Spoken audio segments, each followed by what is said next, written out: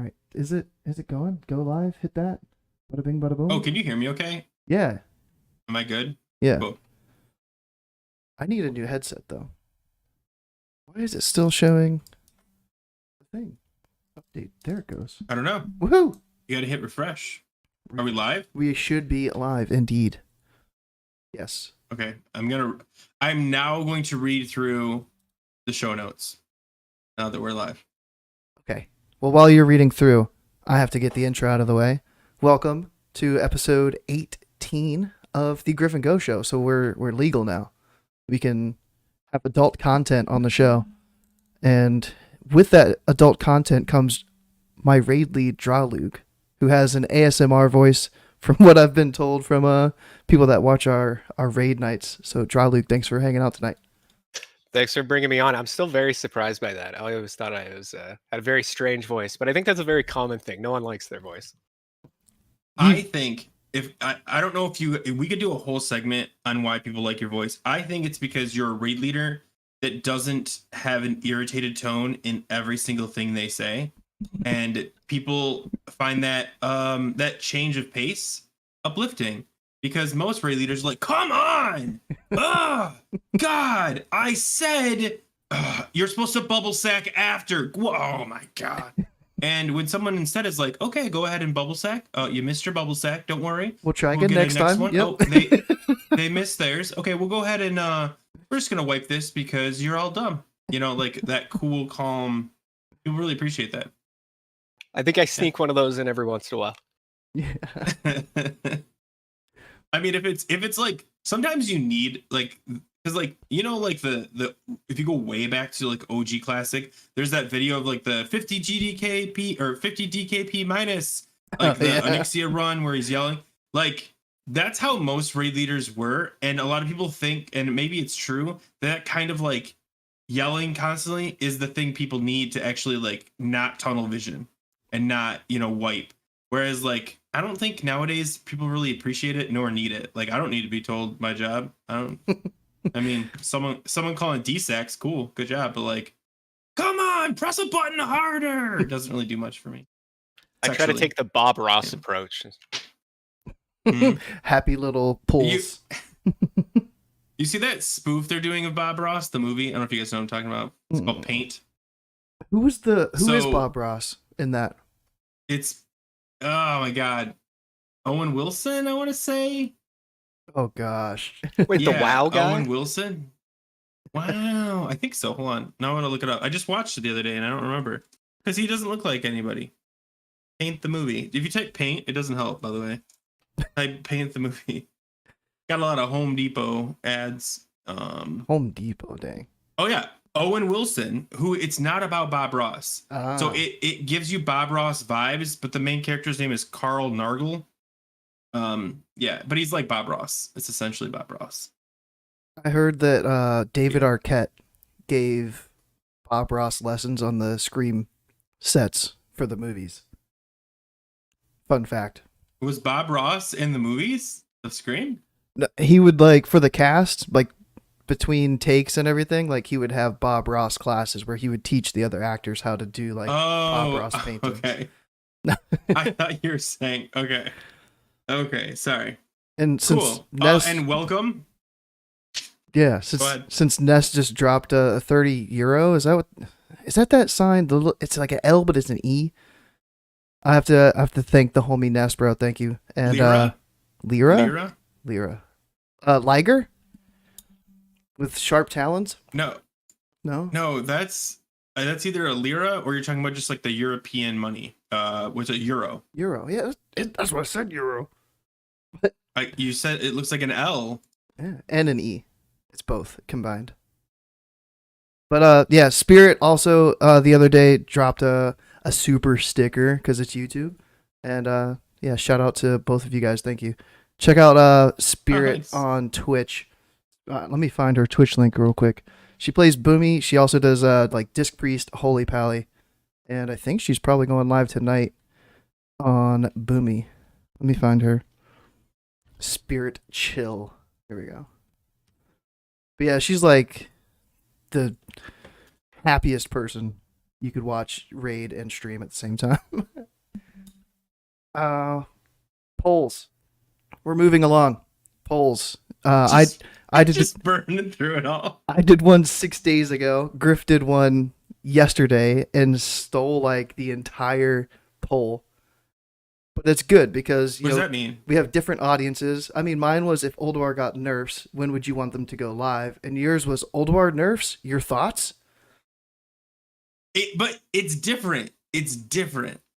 Okay. It's different. All right, let's read through each one. Pull them up. I want to talk about them. All right, let me pull them up on the screen here. Let me see if I can do this. So it's Draalug or Draalug. I usually say it Draalug, but it's just kind of, I don't know what you call it, like a weird anagram of my old main. Like I used to main a warlock for like 2 years. His name was Goldar, and I was like, I don't know what to name my my DK, and I always like to have, you know, pounds. I felt like it was fitting. I thought it worked well for it. Yeah, I actually I have an alt when I was back in the day. My Grifton's been my main since like back in Classic or back in OG, and my first alt, or maybe my second alt, was Knitfrig, which was just an anagram of Grifton, because I was unoriginal and I was just like, I'll just reuse the letters, it'll be fine. But yeah, that's funny that you did the same thing. Draalug. But yeah, Draalug, just in case you've never been here before, this is what we do. We talk about like how our week went, and then we get into like whatever we want to talk about. So it sounds like Go wants to just get all this out of the way. So let's just get all this out of the way. Trying to keep it on track a little bit, you know. Okay. We get off the rails all the time. But Nest, I will shout you out when you drop that video that you've been working on for 3 weeks. That's when you get your shout out, my man. We can watch it live on the show in like 2 weeks, because it should be done by 2 weeks, right? When it's back over here. He's working on sending me hints, man. Like I get screenshots of it, and he's like, "You think this looks good?" I'm like, "Man, that looks awesome! Can't wait for the video." And it's like 3 weeks later, like, "Where is it? Where is it?" Yeah. Well, that's how he makes it. He makes it one screenshot at a time and then stacks them together. So it takes him a minute. Yeah, storyboards the whole thing. But yeah, so my poll from 6 days ago, the original Ulduar nerf poll. If Ulduar got nerfs, when would you want them to go live? And I had 3 options. Ulduar doesn't need nerfs, leave it as it is. A few weeks before phase 3, but not right now. And then ASAP, next reset, there should be nerfs. And yeah, people are not looking like they want nerfs. And if the few that do, like the 22% that do, don't want them until at least phase 3. The overwhelming majority saying like, no, don't nerf it, leave it. I think I'm actually shocked by your poll, and here's why. I think I don't care. Like, I don't want nerfs, but I accept that they are a part of like the process. Like, bad guilds, like man, like if you read I don't know if you've read the comments for my poll. But people are like, bro, we can't get these bosses down. Like, we need nerfs. And I completely sympathize with those people. It's just tough because I don't want nerfs until I've cleared all the like, once the content for me is cleared, yeah, I don't care. But like, what if there's like a guy whose guild is just a little bit worse than mine, and he's right behind me, and they nerf it like the same week they're about to down, you know, Yogg 0 or whatever. Like, that's gonna be frustrating. So like, where is the line? And I think the safe thing is just like, let's just not nerf it. Let's just not. Like, if your guild is struggling, so what? Let them get some TOGC gear. Like, get them just, you know, geared to the teeth, then go back. I mean, that's what they're doing now with Nex. Like, people are going through with like, you know, Ulduar gear and running Nex, you know, speed runs and clears and getting the immortal achievements, which is, I think it's awesome, and I think that's how it should go. Like, when TOGC's out, if you still can't down the bosses, well, I mean, at that point, you should be able to just DPS through all the mechanics. I don't know. What do you think, Draalug? One of the concerns that I always kind of had with it when they were talking about nerfing it the first time I saw that is they already buffed the item levels so much, right? So you're going into it already, and we're getting so much very strong gear, and then going into next phase, we're going to have TOC.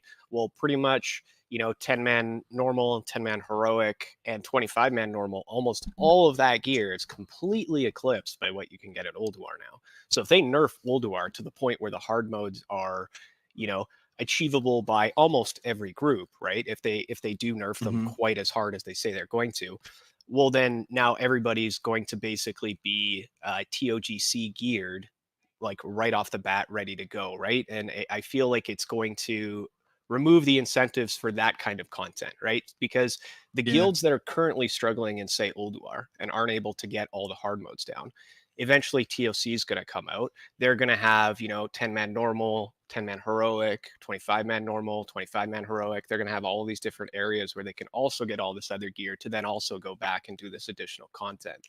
Like, I feel like if they nerf it, it's almost just cannibalizing more of the game in a way. I think you're onto something, and I think it's the concern they have for Ulduar, like they're like, well, when TOGC comes out, Ulduar's gear becomes irrelevant and people don't run it anymore. And they fix that, but now if they make Ulduar nerfed, they're gonna make TOGC, irrelevant, and people aren't gonna want to run that, even though it's like the fresh new content. You're like, whatever. I got my one upgrade from there, like that trinket I really want, stuff like that. So I do think like by kind of watering down Ulduar, they are watering down TOGC too for what you said. Like the gear scores are so close now that it's like, whatever, it'll be fine. Are they gonna change TOC? Are they gonna be like looking at all this and change it? And no, because then they got to change ICC and everything else after that, and they don't have the scaling. They don't have the room in the scale for it. Yeah, like Halion trinkets are what, 284, heroic ICCs 277. So like you're already gonna see some pretty high item level stuff coming up, right? Yeah, TOC just seems like it's gonna feel really weird. I personally already have 289 gear. However, it's green gear in Kata, so I don't know if it counts. I don't know if we're going to talk about that or not tonight, but yeah, we can. Yeah. We were trying to figure out what the item level is, like the highest item level you can get in Wrath, because some of us were doing some Kata, and the green gear you get is like on the first quest, like 279, 282, stuff like that. So we were like, is this like TOGC or is this like ICC comparable? And it turns out I think it's like TOGC. So like when ICC comes out, we're just gonna be like geared to the teeth, and all that the questing we did is gonna be like 1,000 times faster and dumber because the mobs already die like nothing. Sorry, I don't want to go on Kata rant. But yeah, I gotta wrangle it back together here. So your poll. Sorry. Ulduar nerfs. Which is thoughts. Completely different. Totally completely different. 5 options as well, like 2 more options than mine had. So, and you had nerf the regular version, but leave the hard modes. That was a interesting one. I want to point that out because I thought about this. I don't think anybody wants this, and I'm even shocked 9% got it. But I was kind of curious, like, are people struggling with the hard or with the easy mode? Or is this 9% of people saying, no, don't touch my hard modes. I don't care what you do with the regular version, which is what I think this is. Like, don't leave the hard modes as they are because I care about those, but you can nerf regular versions into the ground and I don't care. Hey. Dog's tearing that up. Hey. He's like, what? He's got 5 toys. One of them squeaks. That's the one he chooses to play with. Naturally. And then until phase 3 to nerf Ulduar was your highest, and that was not my highest. Mine was like, no, never nerf them. So like I think we have a little bit different audience that like watches our stuff. Yeah. So yeah, different results. Same poll. I mean, totally different poll, sorry. But different results, yeah. Nerf the hard modes now, my guild is struggling. That was the least that's chosen the smallest for both one. Yeah, and for both. But the thing is, the majority of people I talk to are in that scenario where their guild is struggling. I think what this means is, even though people are struggling, they're okay with the struggle. They're okay with progression. And I think that's really healthy. And you shouldn't listen to the people that are like, oh, this is too hard, nerf it. Because I don't think they represent... I think a lot of people think it's hard. but I think a lot of people are okay with it being hard and not being able to down every single boss every single week. And Yeah. part of raiding is overcoming a challenge, right? If it's too simple, if you go into it and it's completely face roll, it's not engaging. It's not fun. I mean, look at what most of the complaints were for things like Nax, right? It's too easy, it's boring, right? And then, people don't want to go there, right? But when the content provides at least a base level of challenge, people are more likely Mhm. to continue to go there because they're like, wow, that was difficult.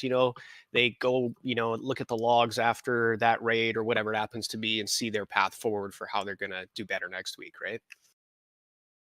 I think there's two groups of people for sure. I think there's people that want to be challenged, and there's people that just want the loot and they don't care. Like, they don't care. Like, if every fight was a tank and spank, they'd be happy. And I think trying to cater to both of them is tough. And I think catering to the ones that want the challenge, since this is the second time around, I think makes more sense. Like make it harder. Like, even now, people are like, yes, this is the hardest version of Ulduar, and it's still not super hard. It's not impossibly, I mean, I think the only boss I haven't down now is oh my god. Algalon? No, we haven't no, I've done, sorry, yeah. Technically I've done Algalon, but only on 10 man. 25 man I haven't downed him, and Yogg 0. We've only done Yogg 1. So those are like things like I want to do. And if they were like, oh, you know what? We're just gonna make them easy, I'd be like, oh, that sucks. Like, it's not as rewarding. But also, you're right, like the gatekeeping of the gear is important too. So I don't know. If they I don't wanted know. to make it more accessible, there's certain things that I think they could do to remove some of those more perceived, maybe unfair mechanics. Like, let's say, for example, certain classes like mages and things like that can be nearly one shot by gravity bombs on XT, right? Like things Mhm. like that, where you're like, okay, maybe we'll reduce that damage a little bit to make it so it's a little bit less punishing, right? So that these low health classes are just going to almost insta gib if they don't have a shield and things like that, right? Yeah. I'm totally cool with that, and I think those are good ideas to be able to allow more people to be able to see this content for it to be a little bit less daunting. But things like, for example, flat reducing the damage done by like a collapsing star by 50%. It's like, okay, so stars don't matter anymore, right? And Yeah, so that's you could that's just too ignore, much. you don't even have to, yeah. Or even like, I don't remember what the Big Bang damage was. I'm curious, like, can you just ignore all the mechanics at that point and just focus the boss? But I want to bring this up too. Someone pointed this out, and I kind of agree with them. They hate the fact that Algalon is a 4 paladin requirement. Like, nobody's running Algalon with less than 4 paladins, because that way you've always got the DSAC ready. And he's like, that's dumb that you rely on a specific class when the whole point of like TBC and even Wrath was bring the player, not the class, but you need to bring 4 paladins to down Algalon. And I think only one time I've ever seen somebody did it with 3. And even then you're like, well, that's still, 75% of the time. I don't know. Like, what do you guys think? Do you think it's okay that on that one fight you need 4 paladins? Or is it something where, yeah, maybe you should be able to down the boss with 3 or 2, or just not need DSAC on every single constellation? I think we only use 3 pallies, but yeah, I'll let Draalug talk to that.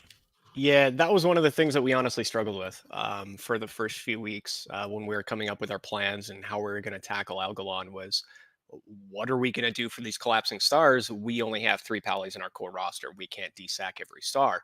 So what we ended up finding is, hey, well, there's shadow damage. You can aura mastery, and AM shadow res is still around a 20 to 30% DR. Okay, we're good, right?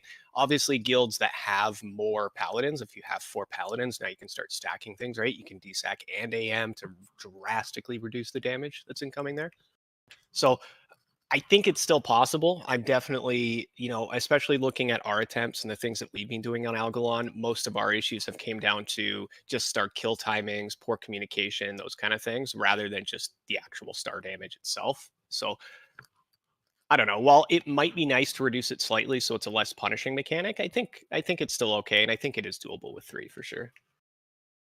I apologize. I said I have not done Algalon 25. I forgot.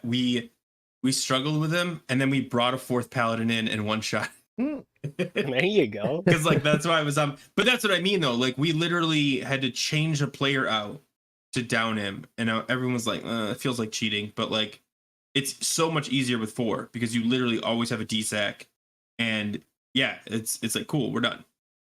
But yeah, I did do Algalon. So I don't know. I see their argument. I think is gear gonna solve that problem in a couple months? I don't honestly know. Because it's such a hard hit that if you don't have a DSAC up or like an aura mastery with the shadow damage, with the shadow aura. Yeah, I don't know. Really good question. You guys do it with 3, you said, so it can be done. But like, Well, we haven't downed it yet. We haven't downed it yet. Oh, well, bring in a paladin, one shot. There you one go, shot. right? We're gonna have to do it with 3. Dude, you could bring in a prop paladin, like level 80 dings yesterday, and just tell him to wear all his prot gear so he doesn't die, and just use him for a DSAC, and you'll get the kill. That's how broken that change is. It was so easy. I mean, both of our tanks died at the end too. Scotty's leveling up a pally ult, so as soon as he dings 80 on that thing, we can just be like, "Hey, man, pull that bad boy in there." Yeah. We brought in. I'm looking at it right now. 1, 2, 3, 4 paladins. Yeah, that was the change. That's crazy though.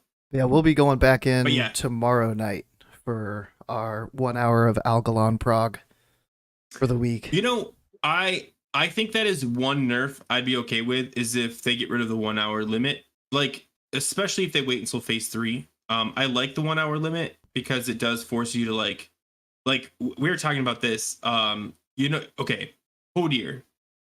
When you wipe on Hodir, it's a whole pain in the butt. You got to bring people up, blah, blah, blah. But because of the Algalon wipes and how you you always have a soul stone and you go, food's down, everything. All of our reses and all of our recovery moments are so much faster because you're forced to on Algalon. Like, okay, bring it up. Like, there's always someone immediately resing. You always res the other resers first so that you can get everyone resed in under 30 seconds, and then the food's down, everyone's buffed.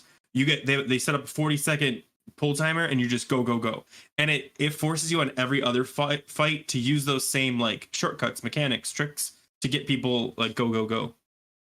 But yeah, we're using the engineering thing to revive people. We're like, come on, clear. Yeah, everything you got. Try to get people up. I think it's a pocket knife now. I'm pretty sure. The Gnomish army knife or something. Yeah, I think you can still use the jumper cables, but what if hindsight's 2020, right? So like, what if at the start of Ulduar they were like, you have 1 hour, and then after the 1 hour mark, you only get 2 pieces of loot, and then after 2 hours you only get one piece of loot, and they gated it like that. They like unhard mode it kind of, where like you only get all the gear if you do it in an hour, which is the hard mode, and then on hard mode you lose all the. You can get only Algalon loot. You can't get like the alternative loot if there is only Algalon loot that exists. I think there is. Because that's kind of like what's going to happen in TOC, I think, right? Like they have like an attempt counter. It's like one boss that you have 50 attempts. If you don't wipe, you get X loot table. If you have 40 to 49 attempts left, you get another tier set of like loot. Something like that, right? Yeah, it's 50 attempts per lockout. So heroic. It's the entire raid. It's only heroic though, right? Yeah, it's in tribute. Yeah, that's in hard. Yeah. And the loot so let's changes based off. Can we talk about something? Yeah. Because that's what we're here for, man. I know, but like, this is a perfect time to talk about this thing. It's been in the back of my head.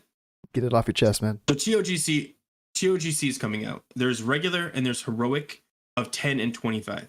And they've said that they don't want people running 10-man heroic, 25-man heroic. So they're going to have a shared lockout. They also mentioned, they didn't say this, they're doing this for sure, but they thought about the idea of each boss, you can flip a switch and turn it on and only do the heroic for that boss. So like, let's say the first boss, you've progressed through heroic, bam. Second boss, you're struggling, but you want to get to the third boss. So you switch it to the regular, get him down, and then you get to the next boss where you can do heroic. if they implement that, does the 50 wipe thing still make sense? And if it does, like, man, how are they implementing that? Because I think they would just have it so that you'd have to, zone in with it on heroic and leave it on heroic the entire time, right? As soon as you switch it to normal, that's it. It's over, right? I wonder if that's how it is. Like, if you can try, but as soon as you give up, you give up. Or if it's like boss by boss, flip a switch, flip a switch, flip a switch. Because it might get annoying, to be honest with you, to do that. Like, I don't know. I'm curious what they're gonna do. I feel like if they're gonna limit people to only be able to run 2 of the 4 combinations, I don't know if you want to call it that.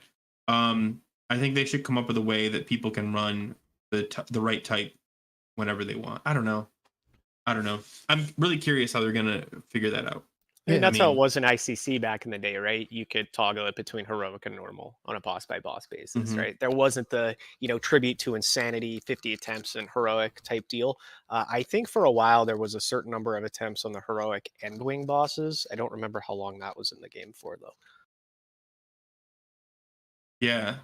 I think it's cool if they make an achievement. I mean, they kind of do, right? I mean, the achievement is of itself. If you keep it on heroic the whole time, you get an achievement for it. So you're encouraging people not to just bypass, like boss, like, oh, we don't need gear from that one. Cool, switch it to normal really quick. Like I get, because like, how many times have you had this, especially in 10-man? Hey, does anybody need anything from here? Can we just do the easy mode? You know what I mean? Like, I get it, but like then you're like, oh, I need this one thing, and they're like, for one player, are we really gonna do the hard mode? And you're like, come on, Yeah. And you gotta like beg them. You're like, I'm not a tank, but I still need gear, bro. Like 10-mans, we're just like, does anybody need Ignis or Razor Scale? Can we just go right to Can we just XT and skip not it? come back? Like, yeah. who And that needs one stuff? guy's like, I need it. Can I get it, dude? I need Ignis 25, man. Oh my god. Okay, hold on. I have talking about. I forgot we're still talking about the polls. Are we going to talk about our rating this week? Yeah, we've got to talk about all the videos that we've done combined, and it's a total of 1. And that one video was from me, because somebody hasn't I don't done feel a video guilty. in like 2 weeks. I have been apartment shopping like every second of my free time. I've not done anything cool. Like I played Halo today, and that's because I found an apartment and I'm done. But yeah, I suck because I've been doing that ARP one. I've recorded it. I just have to edit it, and I'm just like, I'll do it later. Let's do it later. We're gonna see the art video Yeah. by next week, by next I hope episode. so. Okay, like what? I what's switched the I premise switched of to it? DaVinci. So it's essentially just like so phase 2, all our gears coming with ARP, and this is also where cats start wearing ARP. When do you start gemming ARP? When do you start actually focusing on ARP? Like, do you wear the solar bindings or do you wear the fluxing energy? Like, when do you switch your gear to be like ARP, ARP, ARP, ARP, ARP? And I pretty much just break down, like, here's the number you're going for. Here's what Mjolnir will give you. Here's why you need to sim this, because the obvious answer is not obvious. Like, oh, once you get Dreambinder and Mjolnir, sure. But, like, that might not be the case because it depends on your other gear and, like, what you have and what you don't have. But even then, like, regemming to ARP, some people don't want to do because it's expensive, especially on, like, let's say you've got an old an old Nex Ramus piece, and you don't want to spend the 80 gold per gem to regem to ARP when you're going to replace it. So maybe it makes sense just to replace it when you do it. And I talk about all that stuff. Why not strength? Why not agility? And I go through all that stuff. Well, it shouldn't be 80 gold a gem now. You can get them from emblems. It is for me. Still on 80? our server. It is. Wow. That's Yeah. insane. Yeah. The gems, the cuts are like 90. See, I just Yeah. asked I don't know why. Draalug to cut my gems, and he goes, "Yeah, man, I got you." And I go, "Yo, thanks, dude." I do need an editor. I don't have time to get an editor, like to reach out and say, here's what I need. Whatever. So since Ness is chilling, when I put out my video yesterday, I think yesterday or the day before, you messaged me, Grif, and you were like, "Did Nest edit this?" And I was like, "No, like I didn't know if I should have it felt looks insulted better. or like I was like, what does he mean? Did Nest edit it? Like there was no shot that I edited it, like." But the quality went up. Yeah. I'll say. Like, I think it's gotten better. I think it's gotten better. So it was less than 3 minutes. It's like a 2 minute 45-second video. I like that length. You know, I can sit there. It only takes like 2-3 hours, which saying that sounds like really long, but yeah, like it didn't take too long. But like I've got these next couple days off of work. I've been off since I worked Wednesday, so since Wednesday night I've been off work. So like I actually got to sit down and like record and throw a little bit of extra editing in there, and it felt cool. And the feedback on that one has been nice. But yeah, the video was on what's it about. I watched it. It didn't go through at all. I have No? no idea what you're talking about. The whole video. I watched the whole thing. I was like, I don't know what he's talking about. It's how you were just so amazed at the editing skills of that. You were just like, whoa, oh my gosh, scene transitions. No, like, oh god. it's how to find your Lunar's proc chance. So if you've ever played Balance Spec, Draalug has made a 80 boomy now as well. And if you are casting your Wrath and you're not getting a Lunar and you're just sitting there casting Wrath after Wrath and you're at like 15, 20 and you still don't get a Lunar, I kind of like explain how you can figure out what your chance per Wrath is to proc Lunar. And it's not that high. Like even right now, I'm at about 26, 27% chance per Wrath to proc a Lunar. So like a 1 in 4 chance, which can get really bad, like really quick. I can sit there for the first 30 seconds of a boss fight and not get a Lunar, and it still feels bad. So like I know there's a lot of go ahead. There's a lot of boomies that have a weak aura that actually counts how many wraths it takes to proc it. Yeah. And it's so, like they like brag about how high they get. Like 36. Look, I got 36 on that proc. It's like the It's night a elf weird thing jump to brag counter. about, but Yeah. It's like yeah. I got 7 flips in a row.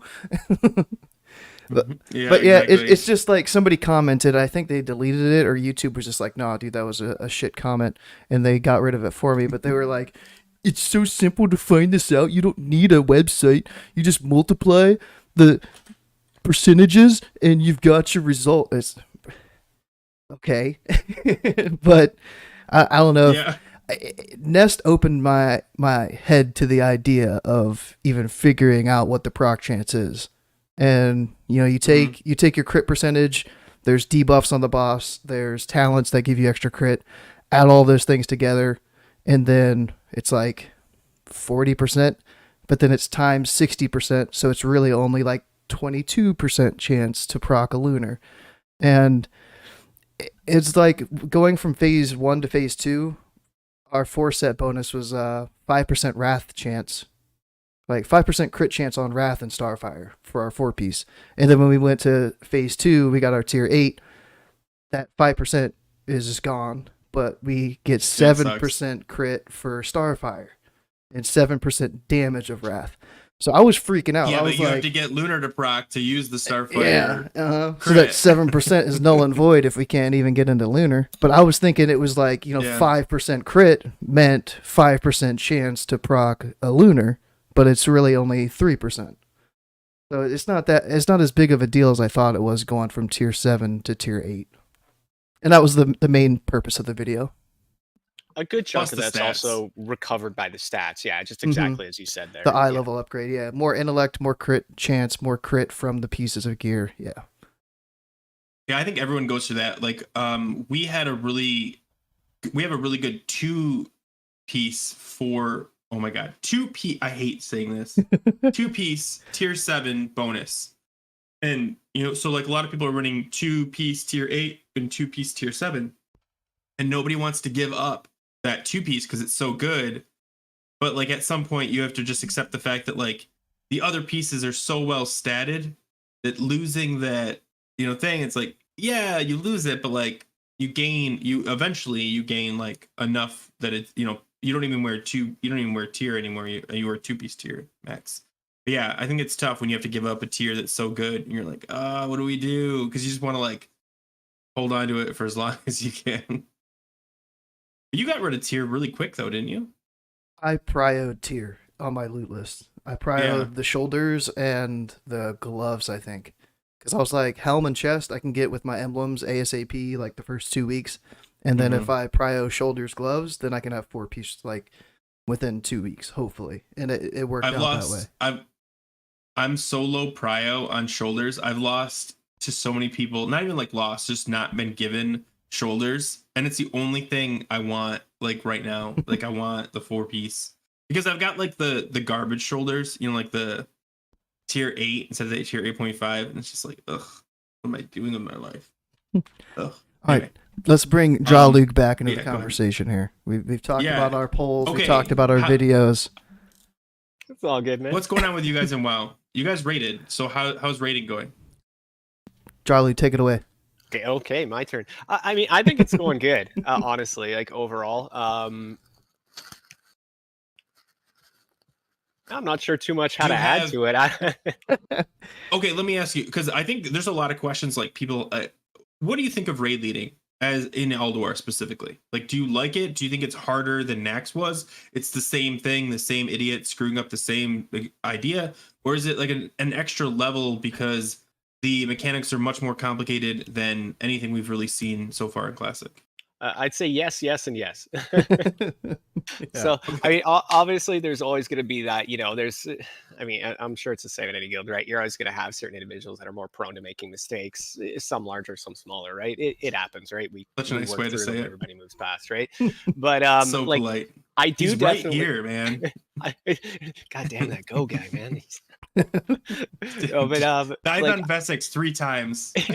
I died to the solar beam on Freya this week. I swear I was out of the beam, but he said something after the wipe. He's like, people are still dying to the beams. Go. Seriously, how do you so die to the surprised. beams? It was right at the end. Like, I'm pretty Yeah. sure she was dead. She was in her RP about, she like putting out the cash and everything, and then go dies and beams. I'm like, what He happened? just checks out. Yes. He just checks out. I was out of it, man. I don't know what happened. It's the healer's fault. Sorry, I didn't mean to interrupt. Carry on about raid leading because I really am curious.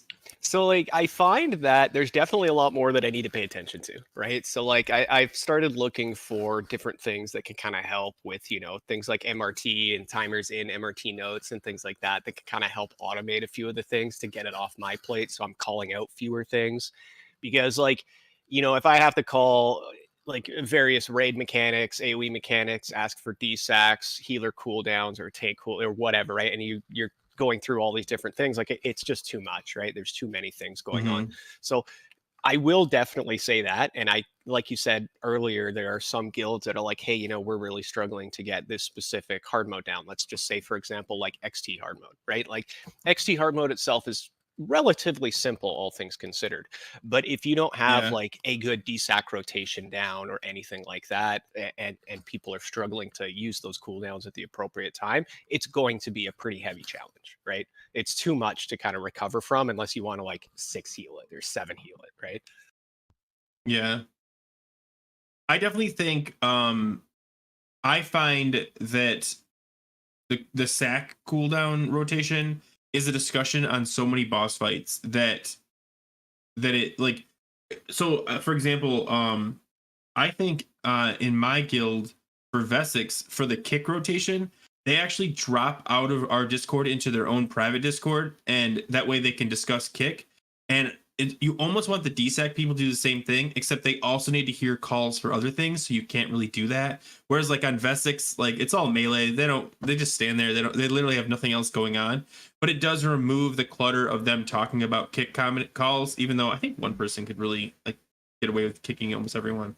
Regardless, every time you have a DSAC discussion, oh, what rotation are we doing for this DSAC? Which one are we doing? And it sucks because it's always a discussion. It's such a big part of the rating right now is when to DSAC. That I almost kind of hate that it is like that. And it gets worse later. Like I'm pretty sure in Kata, we got even more people with different similar abilities that are like kind of necessary. I guess priests have a lot of like raid cooldowns that are really handy too that people don't really talk about. Like is it Divine Spirit? What's the one where like they get like the hymns? The chick. Divine hymn? No, they get like in Kata? The priest. No, right now in the game. When they die and they turn into the spirit of redemption? No, they have like I don't know what I'm talking about. They have they have like a buff they put on someone that Guardian increases Spirit? their healing by 40%. Guardian Spirit. Is that what it's called? Yeah. Yeah. And like people don't call for that, and I really wish like that was part of like the rotation, and then it never gets used. Like half the time, if your guild, if your raid leader doesn't think to use it, and you're like 40% healing, like that's huge. Anyway, There are so many externals. Like we could go on that topic for Yeah. quite a while. There's so many externals, and it really is kind of in a lot of ways. Like it adds a lot of complexity to the game. It makes all these classes feel very fun and unique. But then at the same time, you encounter situations where it's like that's just a lot of raid damage. Let's stack paladins, right? Like we can just stack every one of them, or aura mastery every one of them, or their silences here, cool. You know, aura mastery is on conks. Let's go, right? Like. There's so many that's what I mean, though. to like cheese mechanics now, and it's almost mandatory to do the content at its highest level, right? You're almost forced into it. I think that's interesting because, and you know, like I said, like we brought in a 4th paladin and one shot a fight because it's almost like a shortcut, or like it's like cheating. Whereas like you do have other healing classes that bring a lot of like little bonuses that like you can use if you want to, but it's not going to be called like DSAC is. Like I think Resto, they have when Rejuve is on them, it increases their healing on the target by so and so amount. I don't know if that applies to the whole thing because I don't play Resto at all. But like stuff like that, I'm sure it's across the board. All the healers have some sort of ability that increases healing on the target. And I really like the idea of, you're right, like everyone's got that cool thing. And they just say, never mind, we'll just use paladins because it's such a simpler problem solving solution. Like, we'll just so raid leading sucks. Do you think it's gonna get worse or better because yes, the fights are gonna get harder, but people are gonna at least be more familiar with like DSAC rotations and, you know, cheese mechanics that we kind of already use to like bypass like certain things. Like, I wouldn't say raid leading sucks. It's definitely harder than it's been in the past. Like, definitely, absolutely. But it's definitely not, like, too crazy, right? It takes a bit of concentration, but it's not too bad. I think it's, like, as time goes on, everybody gets a little bit better, right? People get a little bit more familiar with their kits. People get a little bit more familiar with when to use specific cooldowns. I think really the hardest part, and something that I'm pretty sure is going to be a big thing for the majority of guilds and just players in general out there, is just getting in the habit of using all your utility at all times, right? Like you should always basically try to end a fight knowing that you've used everything that you can, right? You know, if you're a DK, for example, using AMS on cooldown to eat as much magic damage as possible to fill up your runic power bar to do more damage, right? Or, you know, if you are a paladin and you don't have a DSAC that fight, find an excuse to use a DSAC, right? Or, you know, discipline priests throwing out pain stops and just anything, right? Literally anything that you have. It's just like use that utility when you have it, right? If there's a rotation, go by the rotation. If there isn't one, just keep using it, right? And as you get more used to that, the content will become easier for you. One of the biggest things for using your toolkit recently was when you started calling for pallies to bop on razor scale, so the casters don't get knocked back, and we can just stand there and keep pumping.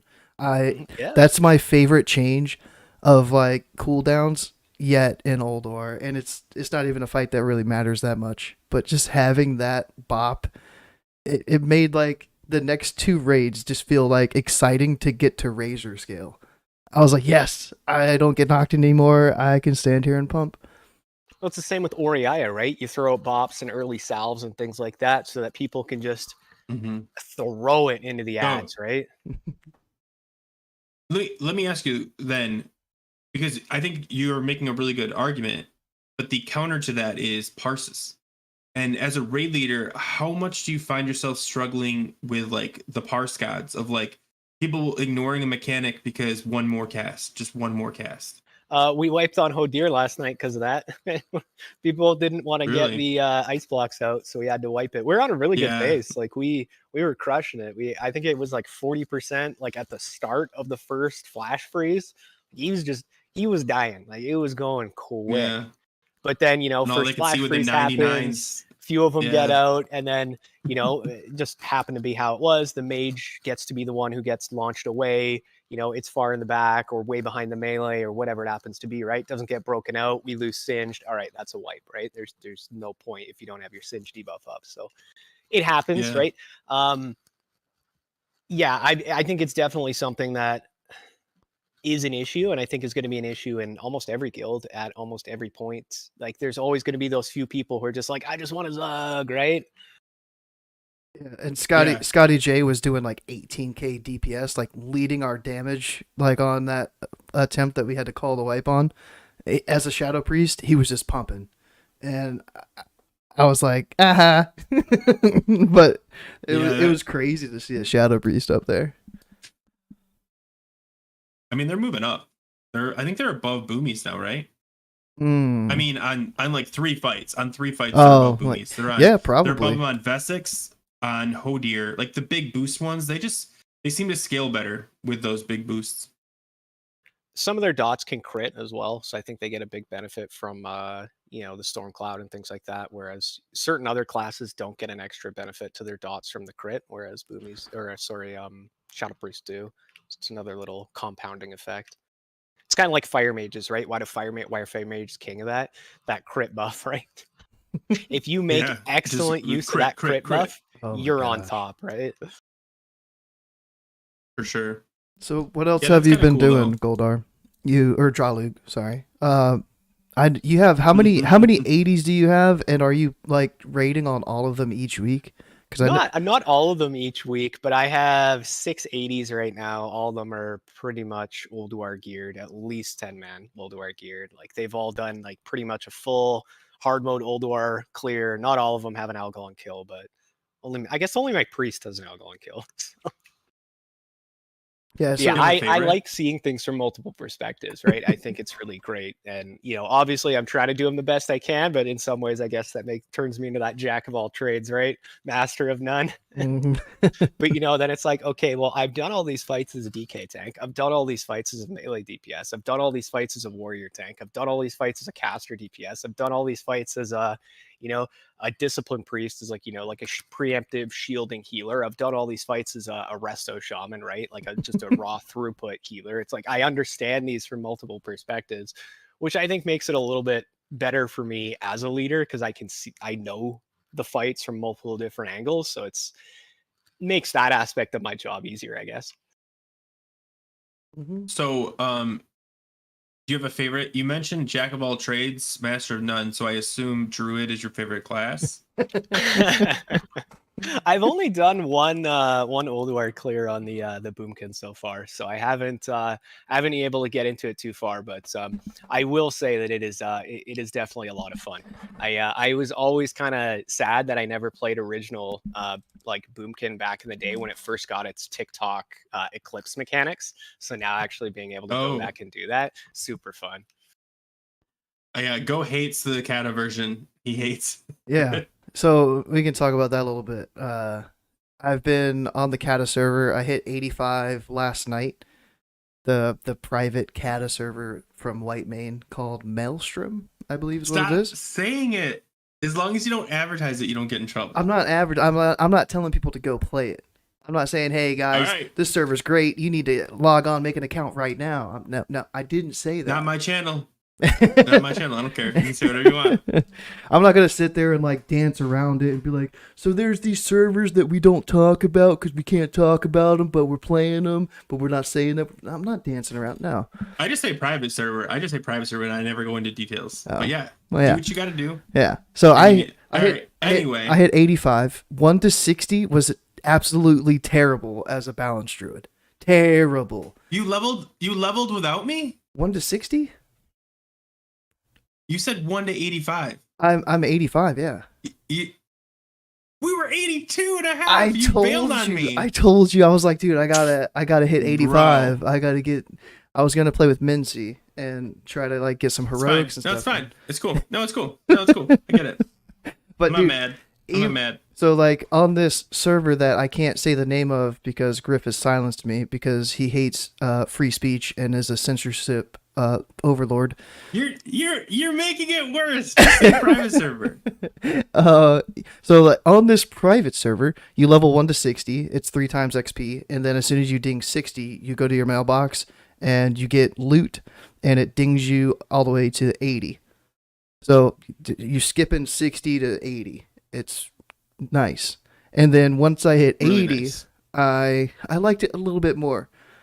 But I don't know. Boomy just feels really weird. If you're in solar, then your hurricane and typhoon and nature spells get buffed, but your starfall and arcane spells don't get buffed.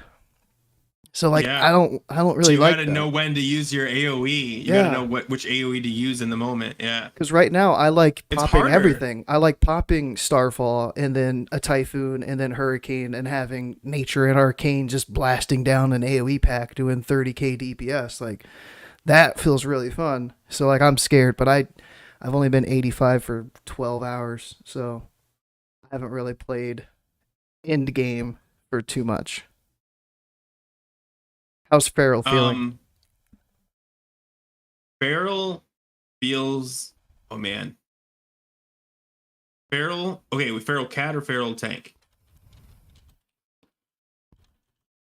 DPS. Nobody cares about tanks. Feral Wow, Cat. dude. Feral Cat actually feels. Uh-oh. Grif is thinking really hard. Oh, there it Um, goes. You froze for a second. Sorry. Yeah, it feels a little bit worse. But I don't know. Maybe that's just because I haven't done any like 5-mans because we were just leveling, and then I thought we were going to level together, and I'm bitter about it. But I haven't even like shred. I have literally barely pressed the shred button because you got to be behind the target. I really like it encourages you to do the leap. If you guys don't know, so like, or it's not called leap still. So the feral charge in bear form and now in cat form in wrath, it costs energy. So it's actually a DPS loss to leap in, even though it positions you exactly where you want to be. Instead, you got to rocket boots in if you really want to. But they've made it now so when you leap, it gives you a free ravage, which hits harder than shred does.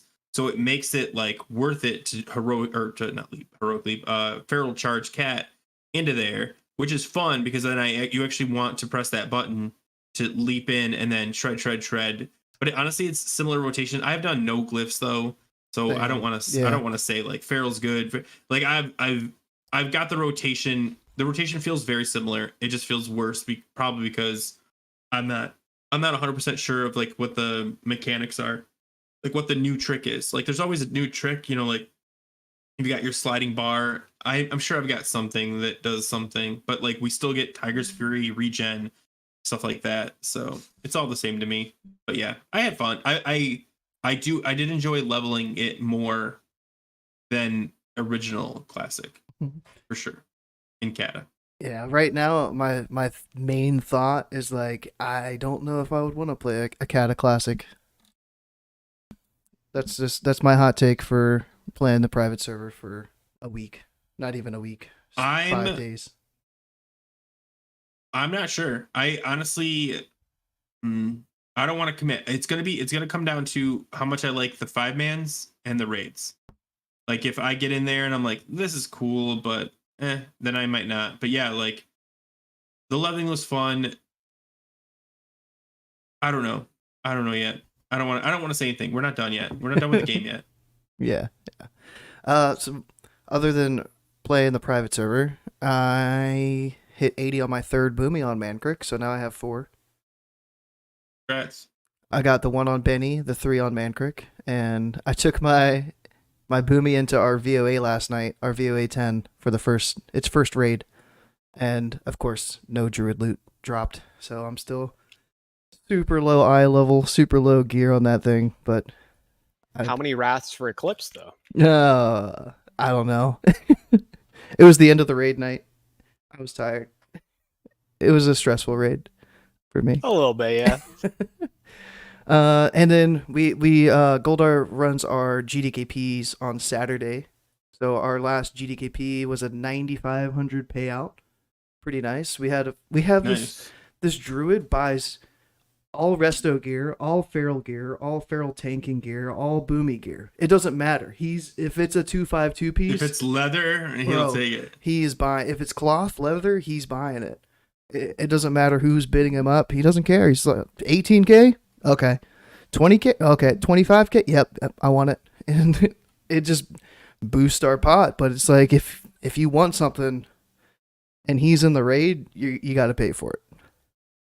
At least That's now nuts. he's got a lot of loot, so hopefully those don't go for as much. But I ended up buying the tier gloves for my ult, so now I have the 4-piece because I did that, and then I bought some shoulders, and then I think I replaced them Saturday, Sunday. 2 days later, I replaced the shoulders that I just bought for 1,000 gold in a 10-man. So I was like, well, there goes 1,000 gold. I could have saved that. But I still came out ahead, so it was like 9,500 payout, and I spent 8,500, I think. It's not that bad. How are you enjoying the GDKPs, Goldar?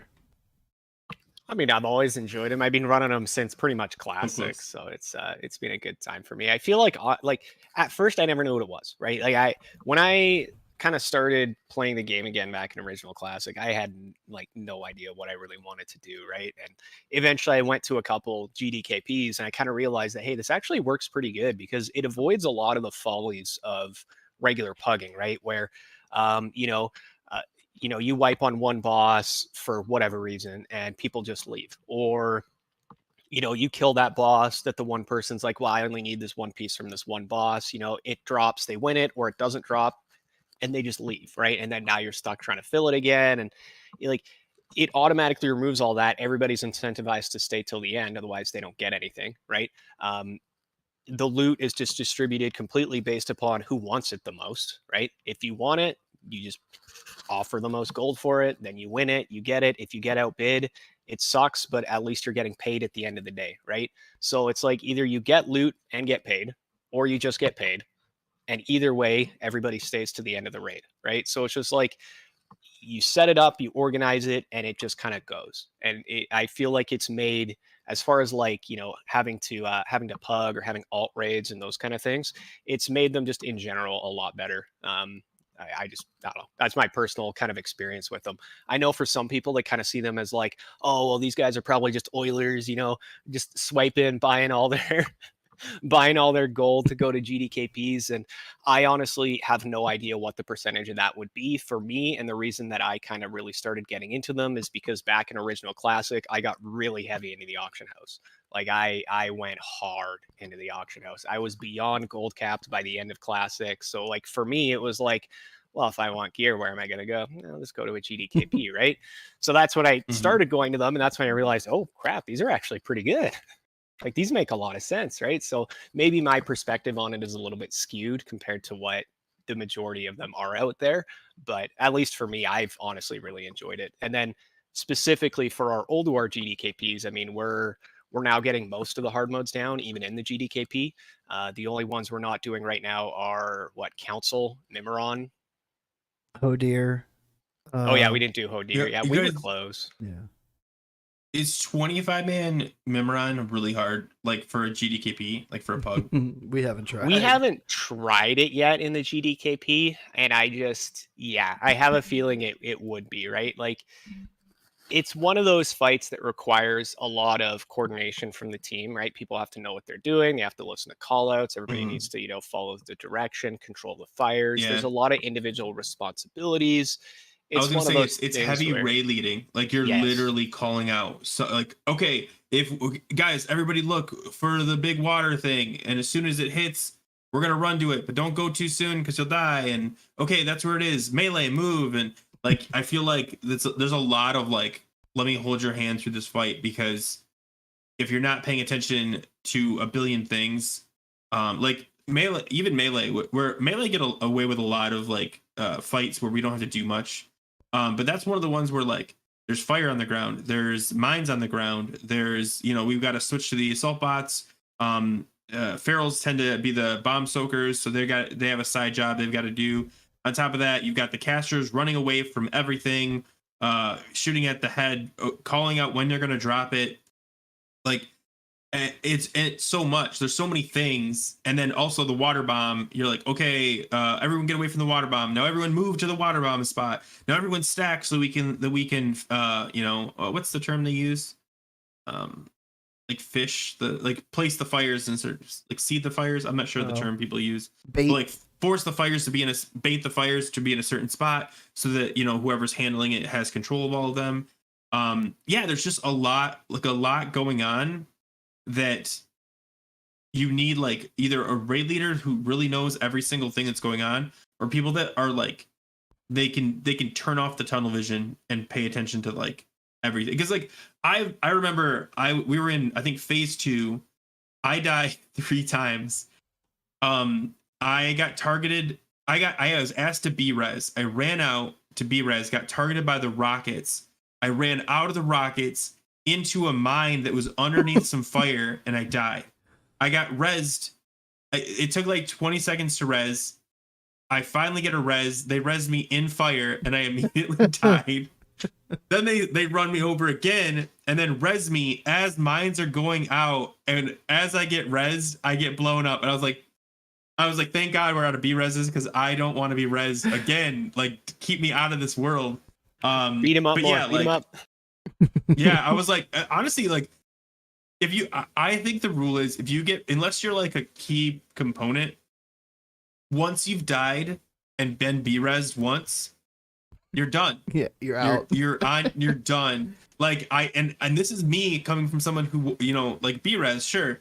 Like, stop. Just like let the person sit there and watch the fight and maybe understand the mechanics better. Like, that was not the reason I died. I panicked away from the rockets because I know they'll kill you, right into a mine, which I guess is my fault. Under a fire. It was a cat. We downed the boss. I just want to say. But I just feel like that's one of the ones where like a raid leader is like going sore in the throat, trying to call out so many different things. I don't know. I don't know how hard it would be for a GDKP though, because it depends on how good everybody is. Yelling at everything. I think it really depends on how good everybody is and their knowledge with it, right? And the nature of pugging in general, right? So we have, like, you know, it's about, you know, any given week it'll usually be maybe 8 to 12 guildies, and then usually everybody else is, you know, it's pug from our community of people who know me from running GDKPs and stuff, and they'll, you know, come back and sign up every week. And so within that, obviously we have some good players, and then obviously there's some, you know, weaker players. It's a spectrum. It's like anything, right?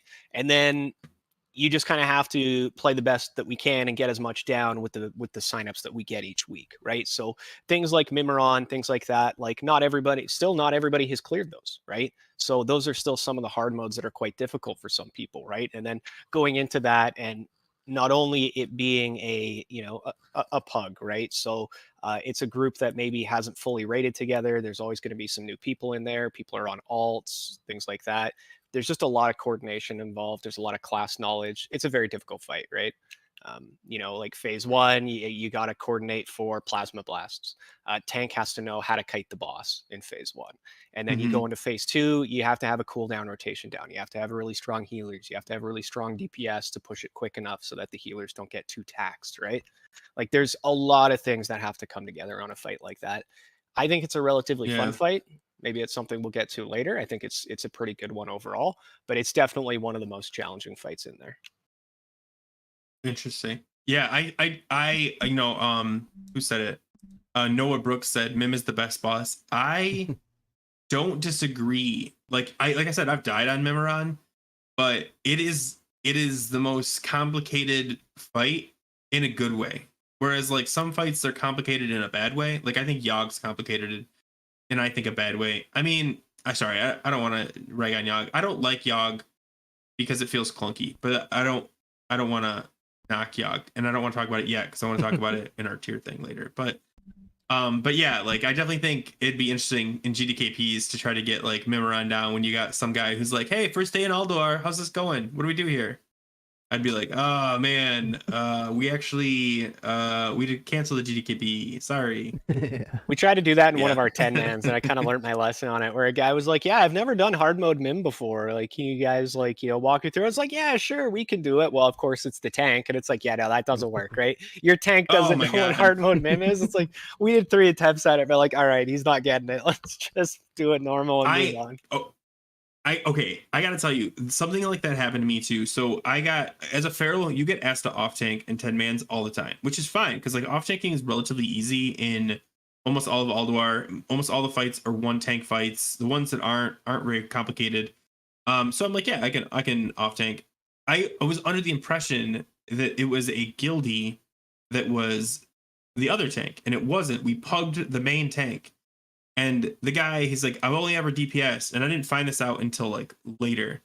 Like we were like, I think just down to XT, and I was like, I can just tank these. Like I wish someone had said something, because like the tank is one of those players where they should know all the mechanics and understand at least broadly the mechanics of the fight.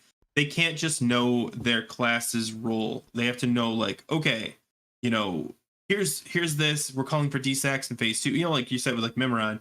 Memoron's one of the ones where like I've never tanked it before, and I know roughly how to do it, but like I would feel really pressured as a tank to like jump in. Like, yeah, just tank. It's no big deal. All right, I'm dead in phase 1 because the plasma blast, or whatever it's called. Yeah. We still had tanking issues on Iron Council this week, like new issues out of nowhere, and it was like, oh, new tank. Same tank, but yeah, just new issues, and it was like 2 attempts back to back with like a different issue that I don't think we've really ran into yet, and it was just like, whoa. I think Iron Council is one of the easiest fights that people struggle on. I'm just like, what am I missing here that people are like confused about? Like the tanking, I think, is easy. The healing, maybe because the healers usually have to also bait the shock thing. Yeah. Maybe that's more complicated. Yeah. But I'm like, move the boss, you know, tank, you know, hit him. Okay, we've got a dark rune. What's it? Death rune coming. Everyone's spread out. Go back to the big dude. Wait until he does the thing. Then, like, I never thought like, oh man, that mechanic is just tricky. Like, I don't know what people struggle on, but yeah. I think it's a tight timer, right? So a lot of people get kind of like, oh god, phase 3 is coming up. I gotta get like perfect transition, right? And it's kind of like there's a lot of stress there for some people, right? I like that moment where, like, you know what I mean? He drops the rune, you're like, kill, and everyone this happened. Everyone switched to what's his nuts and didn't finish off the boss. And like, you know, like the second, I'm like, no, we gotta kill him. But everyone was like, you know, already tunnel vision, pumping him up, and I'm like, bro, and I literally had to like ask people, kill the other dude. We gotta,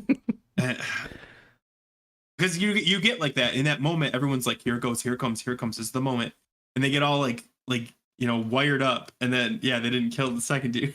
So he just sat there like 2% health for like 10 seconds. Oh man, it was confusing. We popped all kinds of cooldowns. Now we could do. Draalug called for us to like hold DPS this week, like last night, and the boss was at like 0.7%. And he's like, he's like, stop DPS, wait for the rune, and it was like, boom, he was dead. He's like, never mind. That's a wipe. Everybody was already in the one blue rune, and there was a new blue rune coming in like 3 seconds, and I see the boss at 4%. So I'm like, all right, stop DPS. But of course, everybody's in a rune pumping. Yeah. And by the time it comes through Discord and everybody realizes it, boss is at like 1 point something percent. I'm like, all right, just kill it. Let's go. It's like, oh well. Did you down him? Because like honestly, if you don't do the runes, it's really hard to hit that. We had a raid leader. I think this was a pug, and like we were on Iron Council, and I got the second boss. He hits, you know, like there's kind of like 5%. 5% is like the marker where everyone kind of, hey, ease off. And so he hits 8%. I didn't hear the raid leader say anything. Hits 5%, and I stopped DPSing because I'm like, well, I'm not gonna push this guy over. He doesn't have a rune. And I'm like, should I say something? Because like 3% now, and I'm like, and he did the same thing. We got to like 1%. He's like, whoa, stop! And then like he dies. We don't have a rune down. We don't have the DPS to kill him, so we wipe. And he's like, guys, you gotta stop. And I was like, this is the age-old question. Do you rely on the raid leader too much, or do you just, you know, like, do you speak up when like you're like, did the raid leader just forget to call, you know what I mean? Like, when do you say something? Because I never want to, like, if the raid leader knows what they're doing, and they were doing a great job for most of the fights, I don't want to be like, excuse me, should we kill this guy because he's about to die? But and he was like, come on guys, and I was like, how is this our fault? But maybe he's right. Maybe, I mean, I stopped DPSing because I knew better, but like, is it the raid leader's responsibility to get every single call? I don't know. I'll try to help Draalug out on some things if I can remember. Okay, he's a melee, so he probably can't see what's going on with ranged. So like the biggest example is Yogg. He's usually on his DK, like stacked on Sarah, stacked with Sarah, and then like our range group is supposed to like be in one group dodging the clouds, and far too often our range group gets like split. And I know he's calling for like the melee to spawn another ad, like hit a cloud, get whatever needs to go on with the melee, and Watching interrupts. yeah, watching the interrupts. So like while he's taking care of that, if I notice that the range splits up, I'll queue up the mic and be like, "Yo, range, stack on the mark. Like, come on, like group back up." Wait, in phase 1 you're talking about? Yeah. Phase 1 of Yogg. Yeah. Yeah. Phase 1 is the easiest hard phase I've ever experienced. Like literally, don't hit the clouds. Everything else will just work out. And everyone, and I have a weak word, and I'm assuming, I know Go, you might not, but like No. when someone hits the cloud and it announces idiot. It says idiot, and it's so funny because it says their name too, and you're like, so someone can't be like, it wasn't me, because it says right there. Actually, and I love, yeah. Well, they know. I mean, everyone has the weak word except for you. So like everyone knows like who screwed up, and then they do it again, and you're like, come on. And then you're like one more, and it's pretty much a wipe, especially in a 10-man. You get three too many. Because like we pop early. Like we run in and pop one immediately. Yeah. And then start. So we can get like a jump start. And I like that because if you don't, the DPS will just be like, what am I gonna do? What am I gonna do? And they run around bored and they just run through clouds for fun. Is my imagination of what they do. But yeah, like I feel like it's the easiest thing because just don't hit the clouds. People struggle with it. I hit a cloud and I was like, oh man. And I'm a melee. It's hard. It's hard for melee. Like we manually spawn like 2 or 3 extra kind of early on. So you'll spawn the 1 extra right at the start, just like you're saying there, right? Then you'll get the 1 natural spawn. So 2 will be up. As soon as that second one is at about half HP, you can spawn another one that'll get so that you always just have something to hit, right? So we'll do that to make sure that, DPS always has something to attack. There's always at least 1 Guardian up. So like for us last night, for example, it was we were going really good. We had a really, pretty quick time. We we're killing all the Guardians really fast. We got 6 down and the 7th one was spawning. And I'm like, okay, don't touch any more. We're going to let these next 2 just spawn naturally so we don't have any extras to deal with at the phase 2 transition. As soon as I say that, 3 more get touched. And I'm like, what the hell? It was brutal. That's rough. That's rough. Yeah, it was pretty funny. Like it's so frustrating when that happens. And like you're saying, it's that phase 1 is like it's the easiest, hardest phase of the fight. It's like just don't touch clouds and we're good, right? Yeah, that's it. And you can't not. Like with melee, I've seen this in 25 man. Like we'll get like a cloud cover coming in and I'll just bail. I'll be like, you know what? Not worth it. And I'll just chill out in range, like not doing any DPS. And it's better than trying to like squeeze in between 2 clouds just so that you might do a little bit of damage. And then as melee, you got to run out anyway. So it's so stupid. I'm just like, it's not worth it. If I can't get in the middle, they'll still die. It'll be fine. It'll be okay. Do you have melee running out? Yeah, we run out. We run the 5 yards to reduce the damage. Oh. I pop bark skin, but they still say all melee run out. I'm like, all right. So we don't run all the way out. We only run 5 yards because like the further out you are, at least this is what I was told. The further out you are, the less damage you take. So even if you're not all the way out, you won't get like clap. I as a feral, because we have AoE reduction and bark skin. I'm not dying to that stuff. But I have died to one before. I got hit with something. I can't remember how I died, but the damage plus something else caused me to die. I think there's like one other mechanic that goes on in phase 1. Sarah's fervor debuff that she can give you will increase your shadow damage taken by 100%. So if you have that debuff, you pretty much have to get out, and that's really the only time that at least in our guild that we ask melee to get out on that like is if they get that debuff. Maybe that was you have 2 options: major defensive, so like IBF, something like that, or you have to get out, right? Mm-hmm. Yeah. I mean, I have bark skin on a 1 minute, so like it's not every time, but also ferals just have reduced AoE damage. So like even I'll and Freya, when I see a healer struggling with like a lasher, I'll just taunt off, go bear, and just eat it because I know I won't die. Whereas like any other, like I shouldn't say any other, a lot of melee classes, they can't just face handle a lasher explosion. And they'll try to like DPS, and I'm like, no, I'll only do it if I see a healer struggling. If it's a caster, I'm like, I don't care, let him die. Oh wow. I know our in-hand Hey man, shamans. caster, Our in-hand shamans tend to get really low, if not die, on the Yogg 1 phase 1. Oh yeah. rogues Too too. often. Rogues get clapped. Yeah. But yeah, Well, so rogues I should don't faint mind if they taking wanna that extra stay in. damage.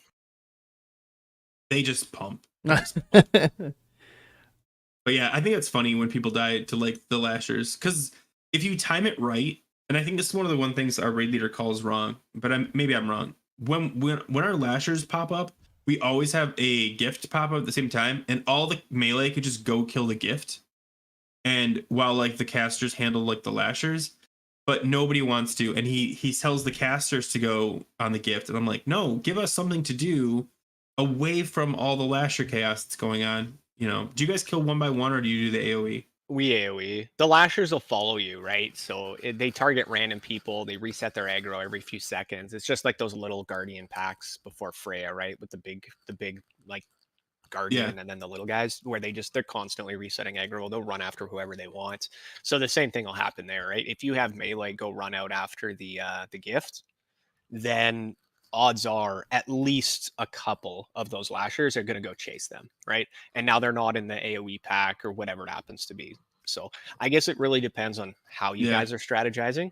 I'm sure there's a way you could make it work if you wanted to, but at least just from hearing that, I think that's probably the right call, is to have range do it so that the lashers stay on top of Freya where all the melee and range are. Yeah, I just see so many like, we get, if there's ever a death in Freya, it's almost always during the lasher phase. Like, when else are you dying? Like, maybe from what's his name in the 3-pack? Yeah. Mm-hmm. I think Like he's also a one-shotting lasher. melee. So Yeah. yeah, The snap I think lasher. for But, us, like, our deaths are all to beams or Nature's Fury on Ancient Conservator waves. I think that's Mhm. like the majority of where we see our deaths now. really, Yeah. yeah, we don't. I mean, maybe I just don't pay attention, maybe close enough. But it's funny to see like where people die, because you're like, when you see an avoidable death, you're like, I always wonder, like, do they know better? And if not, do they know better now? Like, you know what I mean? Like, do you know why you died? Because I think a lot of people, like, they don't look at their death log to see like, hey, what killed me? Because like a lot of people, they're just like, oh, I died, and that's it. I like to see, like, was it a melee swing? Because if I pulled threat, that's something I need to. That's me. That's my spot. That's my problem. Or if it was like, you know, like I said, I died on Mimiron. I looked up every single one of those deaths to make sure I understood what I did wrong, so that next time I don't die. And I think a lot of people are just like, I died. Oh well, and they just move on with their lives. All right. I don't know. I've got So much really killing me. a question here before we move on for Draalug. It's been in my head the whole show so far. Is how long does it take you to do the assignments, like week to week, to set up all the cooldown assignments and everything? Now that you've got kind of like a base, I'm sure it takes a lot less time. But like, how long would you say it takes week to week to set everything up for our raids, like the loot list, assignments, and everything like that? Yeah, I mean, now that it's all set up and most of it's automated for me, so it's not too bad, right? Like updating the loot list is probably, maybe 15, 20 minutes a week. And then updating the battle plans, probably same thing, another 15 to 20 minutes. So generally, now that everything is fully automated, ready to go, like, half to 3/4 of an hour pretty Okay. much, and it's pretty much good to go. So that aspect of it is not that bad. But like, say for example, new phase coming out, right? I've got to look at every boss, what's our roster, can we plan our cooldowns, who's doing which assignments, right? Figuring all that out, that takes a long time, right? That takes many hours. Like it's mostly Velda and I that end up doing that, and we generally do it over the course of a couple days, and it's probably a good like 8 to 12 hours, depending on how in depth we need to go into it, right? So. And how about the guild bank? So our guild bank also like provides flasks and potions for everybody at like a reduced cost. So it's like 1.5 gold per potion, 3 golds per flask. Does like, how much extra time do you say it takes to like make sure that that's stocked week to week? Another 15, 20 minutes or so? Yeah, probably not. It doesn't take me all that long because it used to, I'd probably say even less before because I used to be on my shaman doing all kinds of crafting things all the time anyway. I've been doing that so much less in Wrath that I actually have to, go out of my way now to go do it. But it's still really quick and easy for me, right? Because I still have everything all set up for it from all the old auction house stuff I used to do. So it's really easy for me to go figure out what I need to do, check the bank, buy stuff, figure out what the costs were, throw it all in there, right? So it's pretty quick. Any questions like that for him, Grif? Like raid lead specific stuff, like what goes on behind the let me scenes think. that you can think of? Yeah. What is your worst raid leading experience? Sorry, I couldn't hear the very last part of that. What's your worst raid leading experience? My worst raid leading experience? Mm-hmm. Do you want to limit it to like this You gotta have, like, phase or like overall for all of Yeah, classic let's, or in Wrath. Let's say Wrath. okay. If you've got like a really good one from like vanilla, cool, let me know. But like I just want to hear like what do raid leaders go like, oh my god, like I know the regular stuff, but there's got to be like a moment where you're like I think for me, one of the biggest things that kind of really bothers me is like we'll make the battle plans, right? So we have all these plans set out. It's like, here's the strategies, here's the boss mechanics, here's the assignments, here's a picture of where we're standing, here's how you move for phase 2, right? And it's got it like all written out, right? And then, it's a new content release or whatever it happens to be. We're halfway through the raid. We're on some boss where, certain people might have certain assignments. And then like half those people all message me like, where are these battle plans again? Like, where am I looking? Like, I'm like, what do you mean? what have you been looking at the whole time? Yeah, exactly. You just be winging it. What the hell? Like, yeah. So that kind of stuff always kind of gets to me. But I like, honestly, like as far as anything like that goes, like, I feel like our guild overall has been very kind of like mature about a lot of things. Like we haven't had like any like major meltdown moments or like weird situations with raiders and stuff like that. So I think overall that's honestly probably like the worst thing that that I have is like when people just don't know their assignments or aren't checking the battle plans or just don't know what's going on. It's like so frustrating. So I have a follow-up question. How much on a scale of 1 to 10, how much do you enjoy when someone else in the guild decides to offer up a suggestion on a different strat in the middle of a raid, and then other people get on board, and then there's a big discussion on how to do it, even though you put hours and hours into planning it a specific way? Like, do you love that? Is that like your favorite thing? No, that's like terrible. Yeah, don't do that during. Like if it's like clearly a struggle and it's like, guys, we're clearly doing something wrong. Maybe there's another way we could go about this. Okay, maybe, right? Yeah. But if you're just like in the middle of a raid, like, oh, why don't we do it this way? Like, no, that's not how we do it, right? Like, I love when people bring suggestions forward. I think it's great. I love the conversation around it. I'll always talk different strategies, different ways of doing things with people, but let's do that not in the raid. You know what I mean? Yeah. Like when you're in the raid, everybody needs to be on the same page. If you're changing things constantly, pull by pull, or, just on the fly, like not following the plans, it can get kind of confusing for people. People don't know what's going on. Am I going by the plans? Am I going by what this guy said? Yeah. What's happening, right? So yeah, no, I definitely don't enjoy that. At least if it's mid raid. After the fact, 10 out of 10. Mid raid, 0 out of 10. Like, no. I like to, if the raid leader is a melee, during the Yogg fight, I figure out which portal is theirs and just take it and just see what happens. Oh no! Wow, that's toxic. The most that is toxic thing I've ever heard. No, I would never do that. But I feel like if you did that to a raid leader, you would not get a spot the next week. Like regardless of how great you did the whole rest of the raid, if you steal the portal from your raid leader, they're like, you're done. You're done here. You're not coming back ever. You're fired. No. I had to stand up top and do nothing for 20 seconds because probably like 40 seconds. How long are they down there? It's gotta be a significant amount of time. It's like 40, 45 seconds. That you're just like chilling out up top. I think there's gotta be something to do for melee up there during that phase. I just don't know what it is. go kill corruptors, but you can't really be off on your own because then you can end up getting constricted and die. So. Yeah. Good times. Good times. Anyway, sorry. But yeah, I just think it's funny because raid leaders, they don't get as much. I don't think they get nearly as much like kind of credit as they people they should. Because like I've done pugs. I went through a pug phase during Ulduar, and raid leading is way more important than people realize. Like a bad raid leader, even if you've got great players, it doesn't matter. It sucks. Unless it's like Nax. I can do Nax without a raid leader. I think most people can. Nax? But Oh yeah. Ulduar, I think there's enough calls.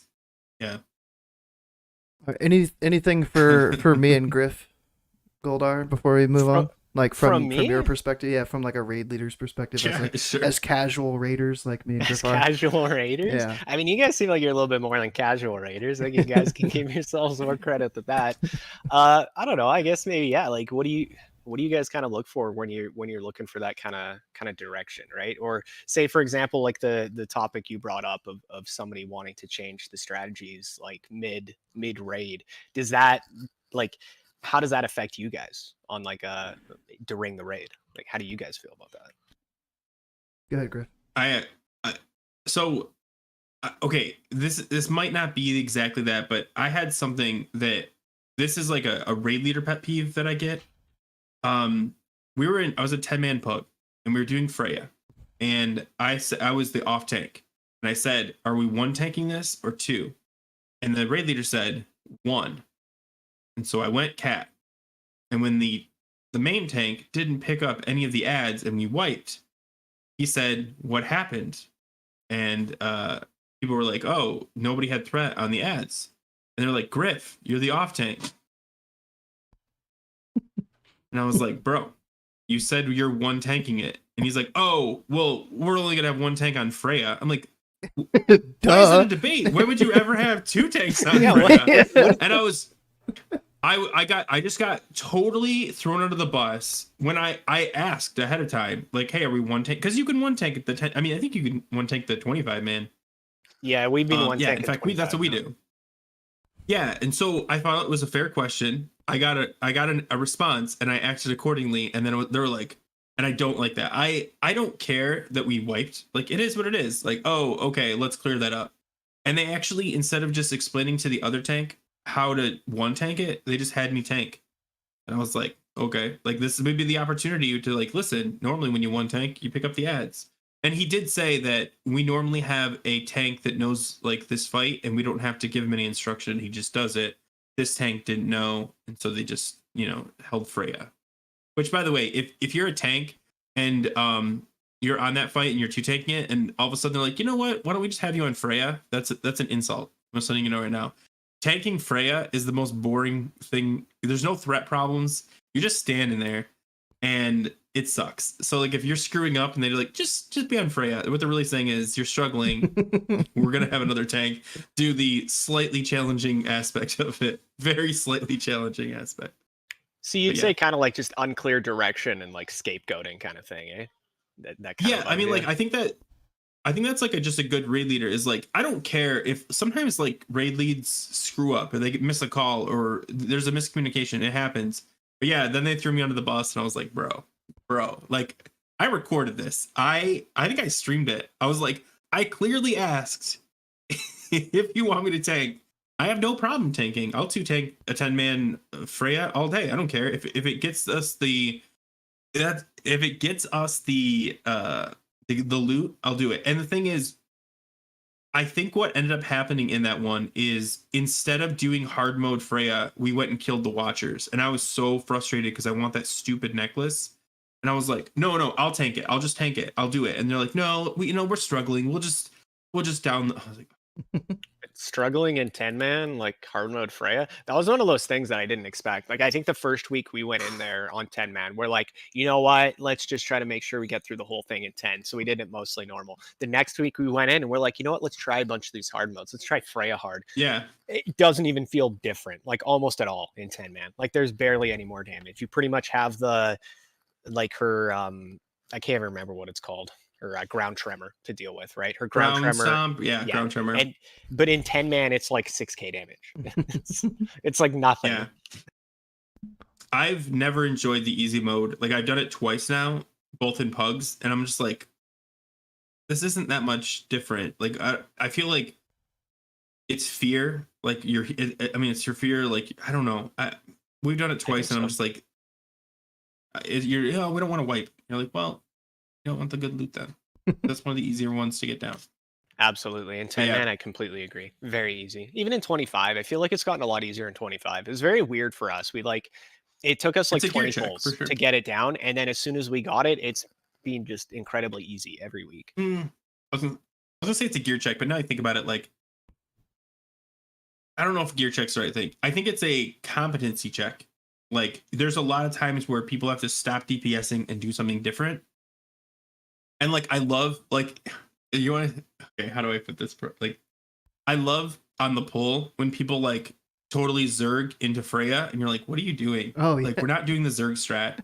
Like you're like all you're doing is you're taxing your tank to have to use extra threat to make sure they hold it while they're waiting for, you know, the first cycle. Because like you don't want to pop your cooldowns on Freya ever. Like Freya is like this annoying thing that follows you around as a tank. If you have to like stop and like focus threat because some guy is like, oh look at me, look at my DPS. If somebody rips Freya, I'm gonna leave for the night. I'm gonna be like, Draalug, sorry, bro. Something came up. No, that's a kick. That's a kick. It's like, oh man, we tried to kick you out of just the raid, but we're gonna kick you out of the guild and somehow ban you from the game. No, like I don't mean to criticize because some people just don't know any better.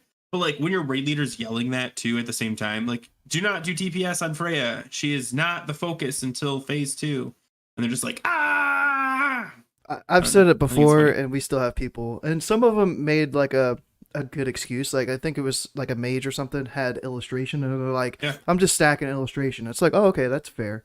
Yeah. But yeah, like anybody else, Ferals use it to proc. Ferals use it to proc Savage Roar. Yeah, okay.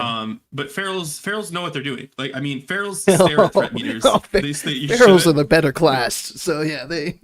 No, but I mean, like, no, because Ferals have threat problems, they tend to already be staring at the threat thing.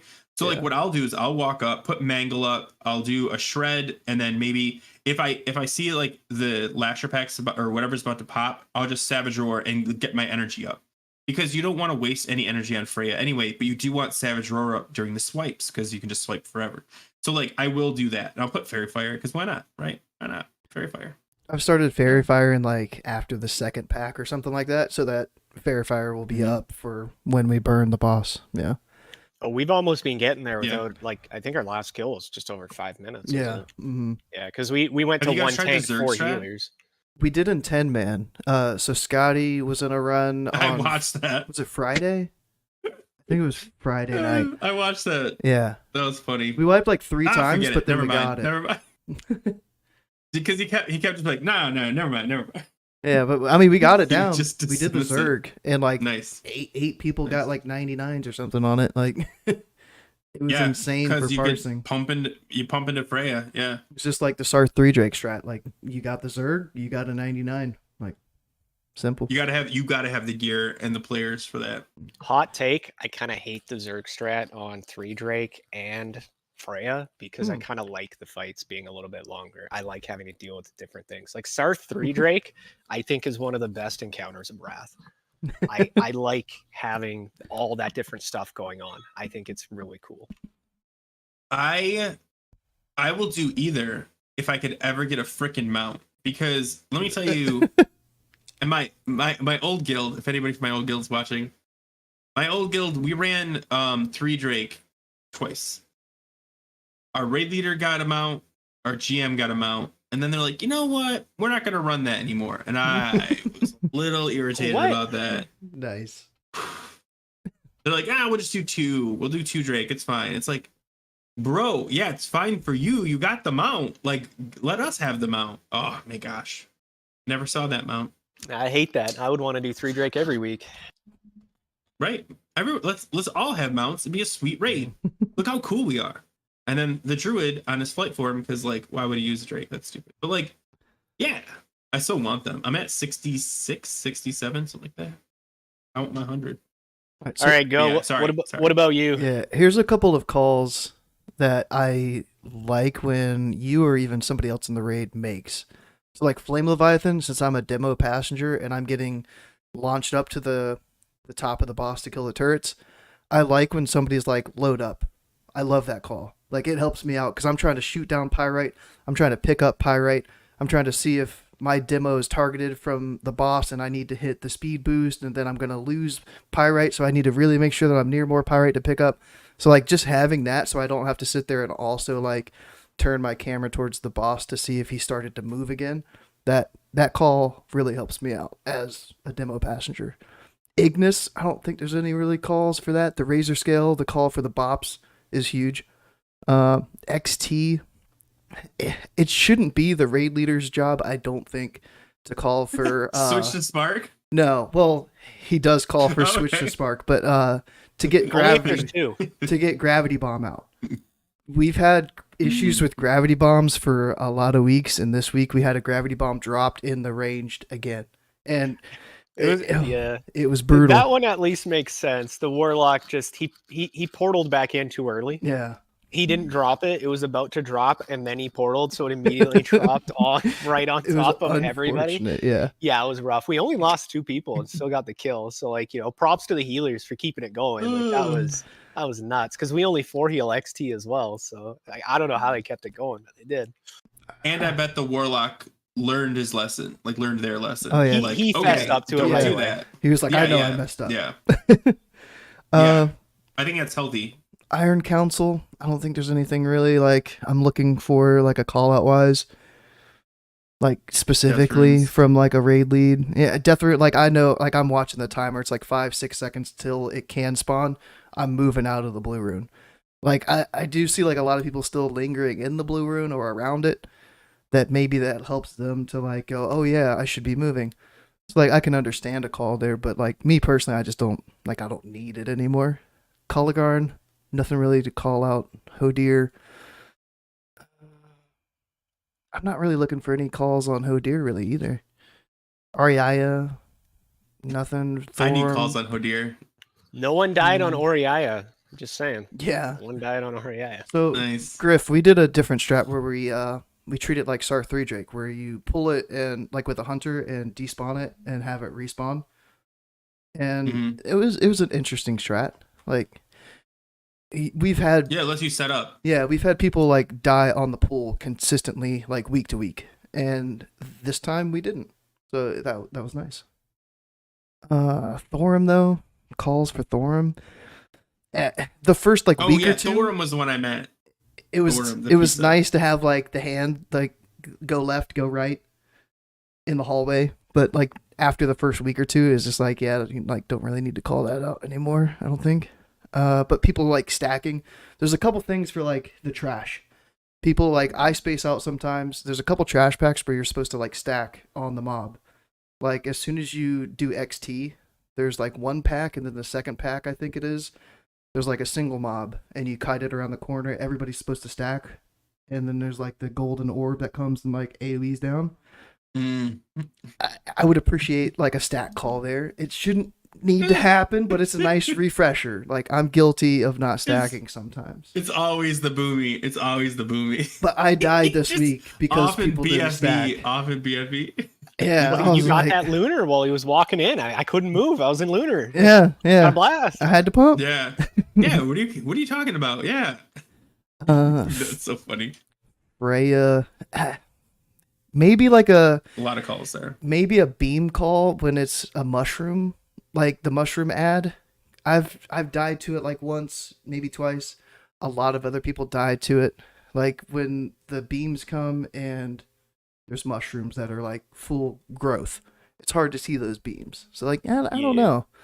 I don't know if that would help or not. I find that be a struggle though, because the beams are active and then 1 second later they start doing damage, right? So you have a full second to move before the first tick even comes out. So like by the time I see them, I key up, I call it. Discord delay, people hear it, people realize, oh, that's actually me who's under the beam, and then they start moving. Like it's probably slower than the DBM announcement that, hey, you're taking damage from a sunbeam, you should probably move, right? Like Yeah, I've thought about that one, and it's came to my mind. So Yeah. Memoron, the water bomb call out, just that the water bomb's there. I love that call out. Like I've died to it once or twice, and it's just something that I kind of like forget some pools, and I like hearing a call out, "Hey, water bomb, move." I'm checking around. I'm like, "Oh, okay, like I'm fine," or "Oh, okay, yeah, like that's close to me. I need to move." I love that call. Vezex, a reminder for the Animus. Hey guys, watch your threat. Don't pull the Animus off the tank with threat. no one pulled it off me this week. I had so much threat, dude. I got fully stocked up with 5 death runes. I was ready to go, man. I'm like, I am ready for this Animus. Let's go. Weak ores, dude. Weak ores are a crutch. I rely on my raid. I want to hear my raid leader's voice. I want to hear Draalug say, "Hey, move." No, it's not a crutch. I mean, it is a crutch, but you're saying I don't want that crutch. I want this crutch. That's I want a human crutch. I don't want a bot crutch. An automated crutch. I gotta tell you, there's a call I don't hear a lot on Vesix, and me personally, I don't care, but I imagine like DPS might like it. Every once in a while I hear this. The tank say threat is good. Like what the tank's saying by that is, okay, pump. And yes, they may lose threat in like 12 seconds and have to say slow down threat. But when you're a caster sitting there going like, okay, can I go? Can I go? Can I go? If you hear someone say go, I mean, not your name, but like you can proceed. It's much more comfortable when you know, like then you start pumping, when instead you're like 4, 3, 2, okay, I think now it's good enough, go. Whereas like when the tank himself or even the raid leader says, okay, threat's good, go, go, go, go, go, you don't feel hesitant. You're like, yep, let's do it. And hopefully that's also when you get your heroism / bloodlust. Go, and then you lose threat immediately because everyone's doing like 80k damage. I agree. Like I can totally get where that's coming from. Like I could see where that would help. Maybe I'm a little bit too idealistic about it, and maybe that changes my perspective a little bit. But like for me, the way that I would ideally love to see it is that, say for example, the Animus, right? Animus is spawning, ranged are just sitting there biting at the, they're just like, I haven't been able to hit Vezax for the last minute and a half. Like I'm ready. Like, is he here yet? Right? I want to go, right? So like in an ideal world, right? That guy spawns, MD tricks go out, and whoever your tank is popping everything they have for as much burst threat as possible. So like for me, I DK tanked it last week. I was ready to go for it. I had 5 death runes ready. I use all 5 of my death runes. I, hit my empowered rune weapon. I get 2 more icy touches. That's 7 icy touches. I blood tap. That's an 8th icy touch, right? I'm like, I get tricks, I get MD, I hit you with 8 icy touches. Like I should have like 250k threat right off the bat. I'm like, let's go, right? Like I really feel in a lot of ways, like that's what I like to see in tanks, is that like you are building the greatest threat ceiling you can. Obviously on a fight like Vezax, doesn't mean much, right? You got casters in Blackpool, they're doing 100% haste, 100% spell damage. Like you're not going to keep up with that, right? It's impossible. But then those casters just have to understand that my threat will always at some point eclipse my tank because of this buff that I'm getting on this fight. I need to shatter, I need to call for bop, I need to invis, or whatever it happens to be, right? So there's like I said, maybe it's too idealistic of me that I kind of feel that way about it, but I don't know. Yeah, if it could ever happen that way. I mean, I guess it kind of did last week, right? There was, people who invised and things like that, and it seemed to have gone all right. Nobody pulled, so. I do want to say, I think DK, if like a lot of people like paladin tank. I think if you ever had to pick a fight where DK is just the better option, it has to be Vesix. Like, if you guys don't know, and trust me, a lot of DKs don't know, Icy Touch is straight broken when it comes to threat. Like it's just so much threat.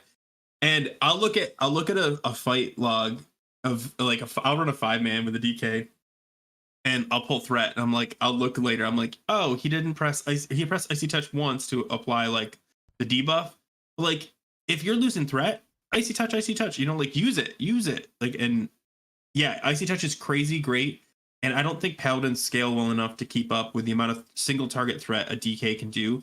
And yes, I think paladins have the better cooldowns for that fight, but you're not really relying on the paladin themselves. You're relying on, your healers and your other paladin T-Sacks and things like that. Or you could even do the kite strat, which I don't know why people are afraid of, but like I really like the kite strat. That's what bears end up doing. At least that's what I do when I tank it. But yeah, like I definitely think DK is just absolutely slap on that fight. And people that run 2 tanks, 1 paladin, 1 DK, they should consider making the DK the main tank on that boss, in my opinion. 14 times threat multiplier on Icy Touch. Jeez. It's stupid. It's stupid. Yeah, but it kills your DPS, man. That's the problem. It kills your DPS. Like, come on, tank, do more damage. Like, that's what we bring you here for. Oh no, wait, that's right. It's not. We're not gonna go too far into that one. We had our own run-in with that recently. Yeah, it's still Bro, a sore subject right now for our guild. Tank. Okay. Okay. So I don't want to go off too time, but I do think for Warcraft logs, I think they should make a tank parse that has different factors than DPS, because essentially a tank parse is the same as a DPS parse, but instead like least amount damage taken would be awesome. Like if that's a factor, or how much, like if you lost threat, you lose points. Like, oh, you didn't have threat for X amount of this fight. Okay, you don't parse as well on a fight where you're the only tank. Things like Thorum, I think the threat, like they could do that and it would make it more interesting, because you'd have tanks worry about holding threat, but also worrying about taking damage reduction. Because I remember you go back to not Summer Plateau. Max? Oh my god. No, before Summer Plateau, there was Black Temple? What is it? Black Temple, thank you. Black Temple, there was that one chick before the council. I can't think of her name. Mother Shiraz or whatever. Yeah, the shadow resist. All the bears, well, yeah, but all the bears would stack tons of dodge. And we used to post in all the discords like how little damage we can take. And like the dream was to take no damage because you just dodge everything. And like when people achieved it, it was like, oh, that's like awesome. Like, oh, my DPS is like 180, or my damage taken per second is 180. That's a bragging point. And that's just not a thing that parses really reflect. And I think it'd be cool because people live and die by the parse. And if a tank was focused more on surviving / threat, I think it would make it way more interesting. I mean, I kind of like looking at those things every once in a while. Like I think in our last 10-man that I tanked on my DK, I out-healed the paladin healer as a blood DK on Vezax. So I'm like, yes, I win, right? I did like nuts. 1400 HPS. I'm like, I got it, right? Yeah, that's another great reason why DK. Oh my god, DKs are made for that fight. All right, time to move to the tier list. So, all right, let's do this. I've got. Oh, let me switch the screen. Let me make sure that it's gonna work here. What does that show? Oh, that shows the whole screen. That doesn't just show. Okay, so I can't have my notes there. Let me move the notes. So I've got the tier list website, tiermaker.com. I found one that has all the bosses, and I changed. Explain what we're doing. Yeah, I changed the tiers from like S+, S, A, B, C, D to super fun, pretty fun, it's okay, don't really like it, or skippable. So like the tier list per boss that I was thinking of like doing this for was, if we get to phase 3 and go back to Ulduar, I think Blizz is putting in the little skip thing at the very start, so like you don't have to down bosses to unlock them. You can just go into Ulduar, hit the thing kind of like PTR, and skip around to whatever bosses you want to. So it's like, if we had to go back into Ulduar for phase 3, which I'm sure we will, what bosses would you not mind to go back and kill? So kind of like, how fun is it? Like, would you mind killing Vezex, for example? Like, would you mind killing Kulligarn in phase 3? Or like, would you rather just skip the bosses? Got it. Yeah, so the letters are kind of like messed up. I didn't want to make an account. I could have made an account and uploaded my own little images. So I'm just going to use these. And I have 3 different lists, so we can all have our own. Or if you guys want, we can kind of like debate and kind of move them so we all agree on the same thing. Doesn't matter to me. I think the debate would be fun. Like, let's force each other to like agree. Like, Okay. Okay, and like hear each other's opinion, because maybe you can sway me on why this one's better than this one. So we've got And I think it'd be more interesting. we've got a melee here. We got Grif. We got me as a ranged, and then we got I keep forgetting what I put your name as. Draalug as Draalug. the raid lead. Draalug. Draalug. I'll take Goldar. Holy moly, Draalug. The raid lead / jack of all trades, master of none. So we can just Draalug. we can go right in order. So Freya is the first one. No, so hold on. You want to do had it? a question. Are you thinking about loot? When you choose, oh yeah, I mean yeah. Okay, Mm-hmm. okay. Loot. What's up first, Freya? Maybe not even like loot for myself, but maybe like loot for the guild too, I guess. I don't want to like- factor in loot because I feel like it has No? nothing to do with the boss encounter. Okay, yeah, we can skip Because loot. Freya has best in slot feral. Yeah, weapon. it's like Algalon's if you gonna don't have be it, all the way up yes. here automatically, Yes, right? yeah, Yeah. right. It has too big of a factor. Hmm. So though I think the loot is a factor mentally, I think if you're talking about like, hey, do I want to go back and just enjoy this raid? Here's why. Then I think you can't factor in loot because it'll skew everything. All the bosses that drop fragments are a must. Yeah. That's what Jared said. Yeah. Which is every boss. Yeah, which is every boss. I mean, it's going to be super easy later on, like especially if they do nerf it. Mhm. That we won't discuss that further. We already went into that a bit. So many Valinars.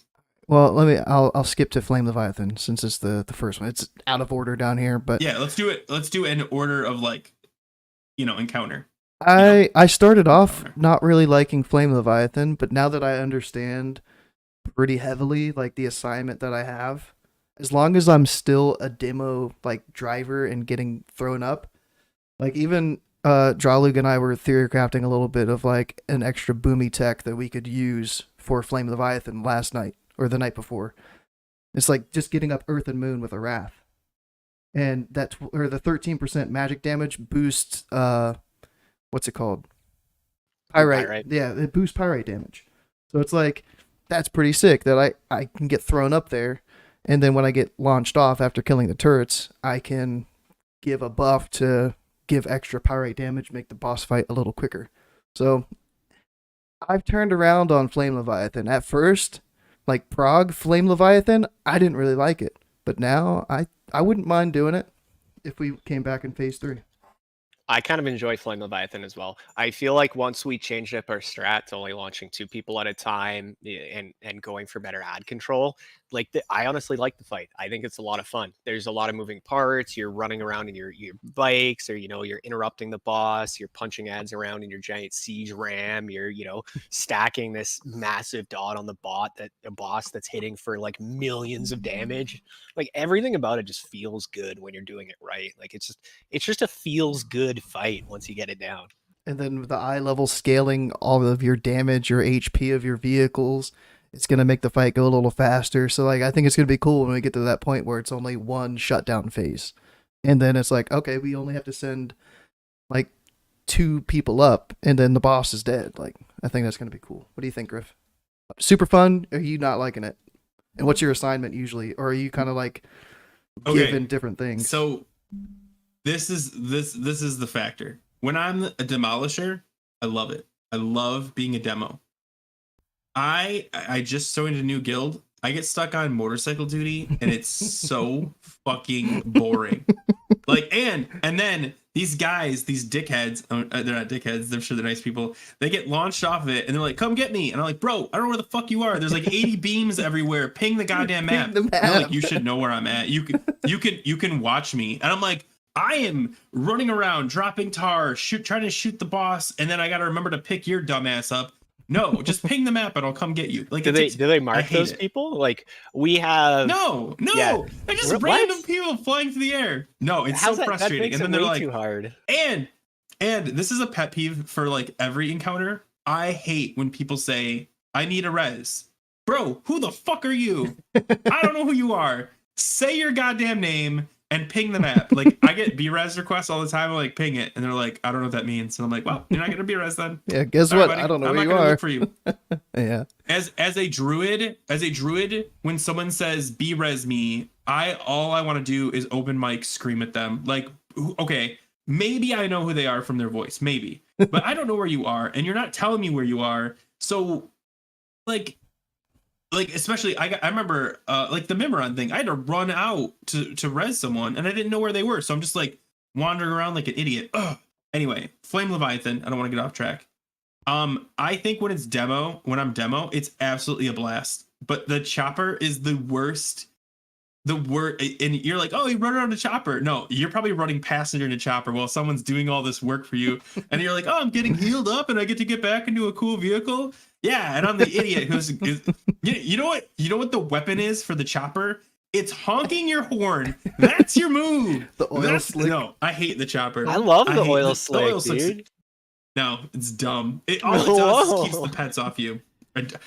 Sorry, I've been stuck on chopper duty too long. I missed the demo, and it frustrates me because like even in the 10-man, I had by far the highest gear score of everyone, and they still stuck me on chopper, and I was like, yeah. From a raid leader's perspective, I guess if I could weigh in on that, for me anyway, when I'm looking at who's piloting my demolishers, the number one factor, because I learned this really early on when I tried to do like, okay, well, you've got the highest item level, let's have you pilot the demolisher. I learned right away that if that person doesn't already know how to do it, it's going to make the fight quite challenging.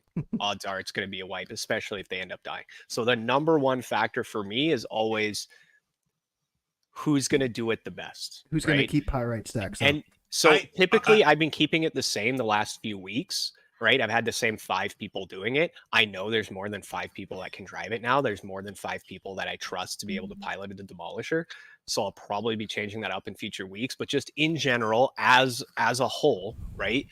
That is the number one thing that I look at. Who can I trust the most? And then out of those, who has the highest item level? Those are my drivers. I 100% agree. And I get that because like I've been in a demo where like my pilot, I don't know what they're called. Like I'm steering and they're doing like the pyrite crap, and all they have to do is stack my pyrite, right? Like stack the pyrite. And I'll get one where someone's just like pump, and I'm like boo boo boo boo boo.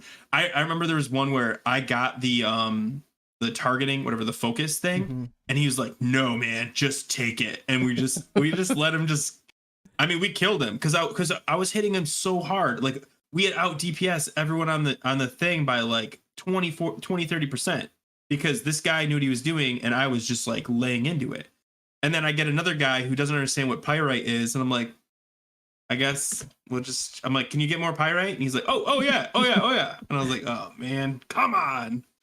So I get it. You got to put people where they know how to do their job, because like especially the demos, because you got the launches and stuff like that, they got to know how to do it.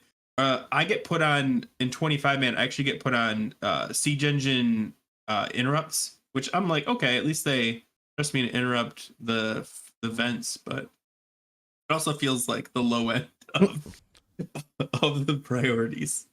But yeah, in the end, every role is important, right? On that fight, you can, especially in 25-man, you can afford one death. In 25 hard if mode. You get more than that, it starts to get pretty difficult, right?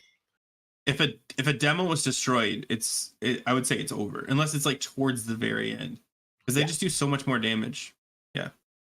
Yeah, and for Jared, magic people. I'm pretty sure you can't cast in a chopper.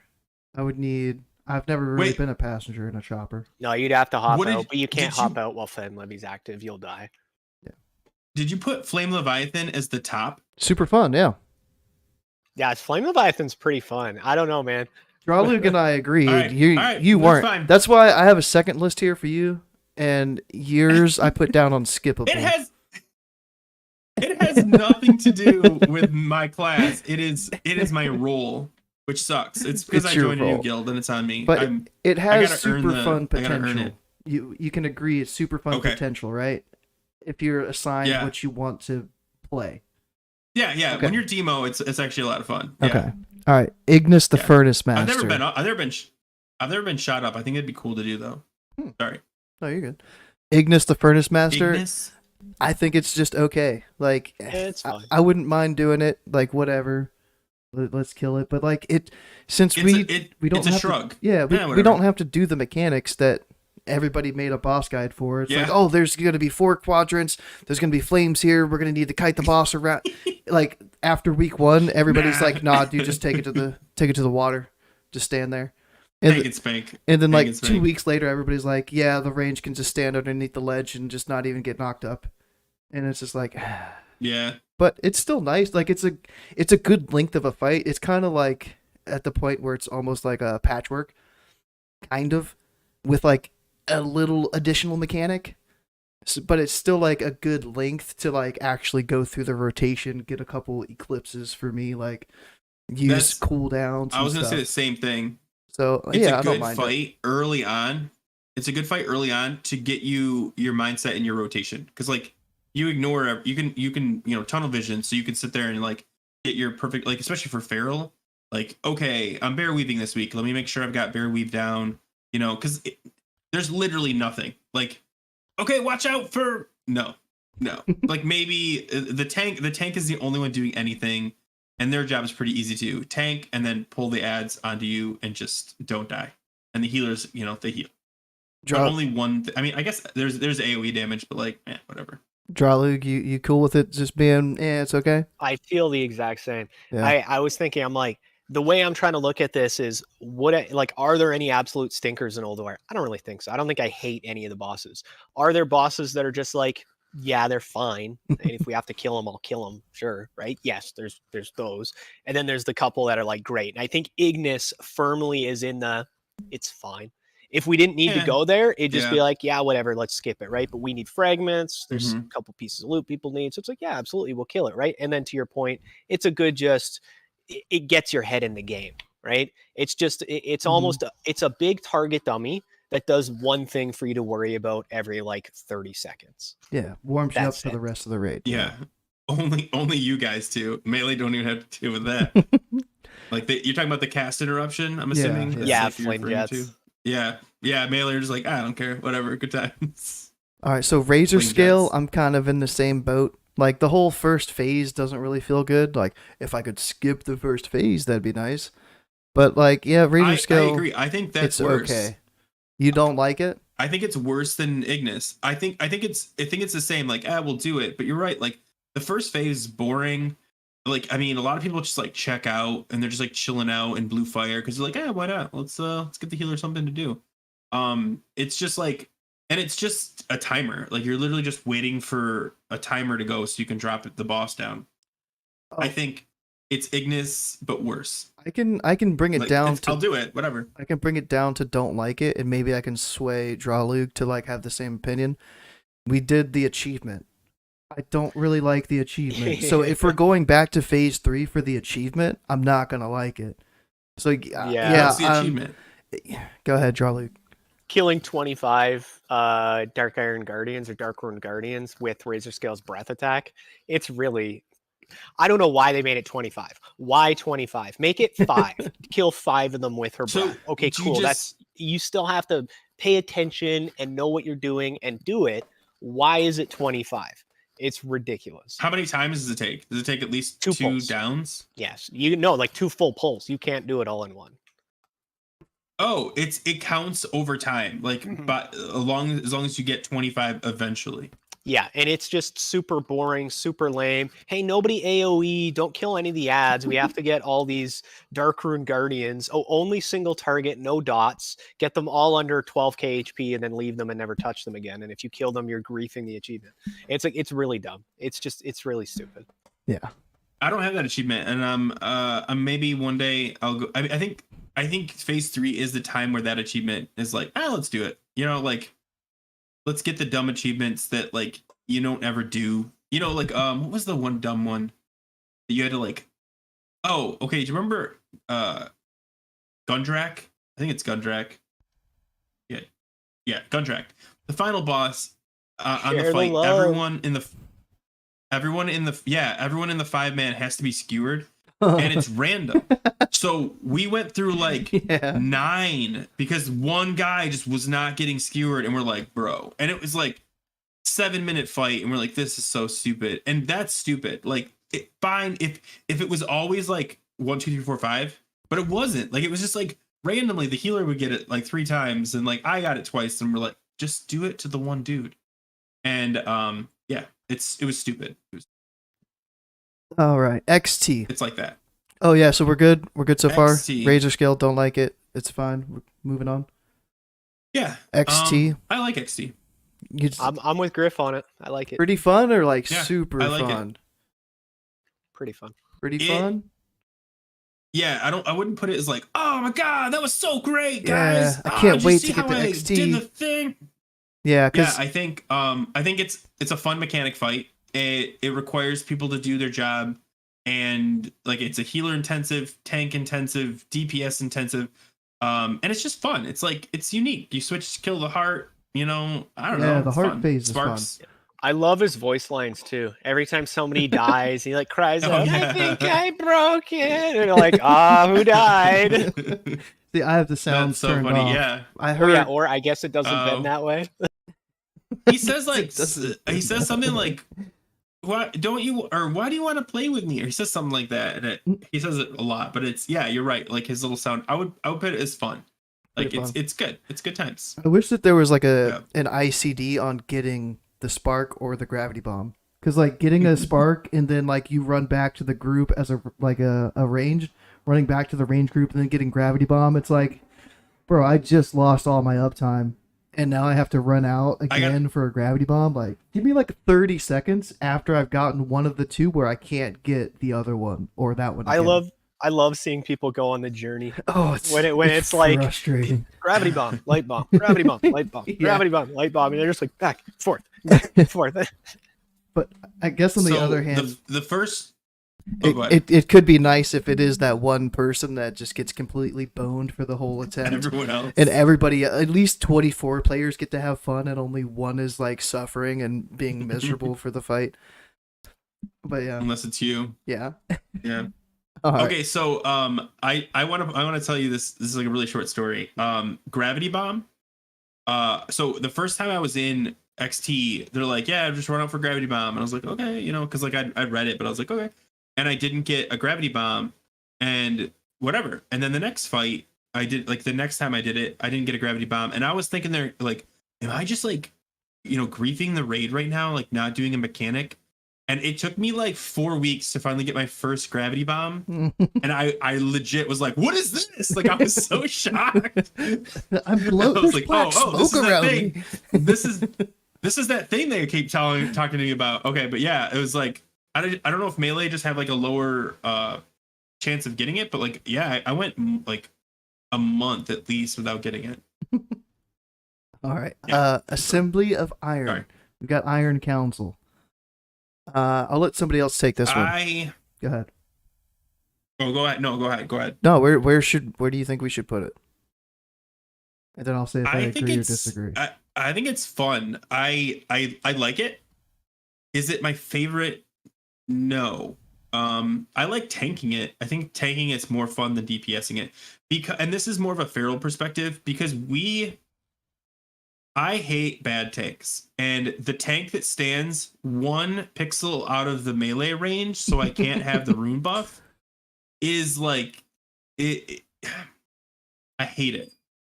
And the thing is, you can stand sideways across the rune, and everyone's happy or whatever. But like, yeah, like as a melee, maybe this is melee, but or at least as a feral, having to like just accept the fact that you don't get the rune is a downer for that fight. So I'm gonna say I like it, but it could be better if the rune was better, like if the boss's hitbox barrel. was a little bit bigger.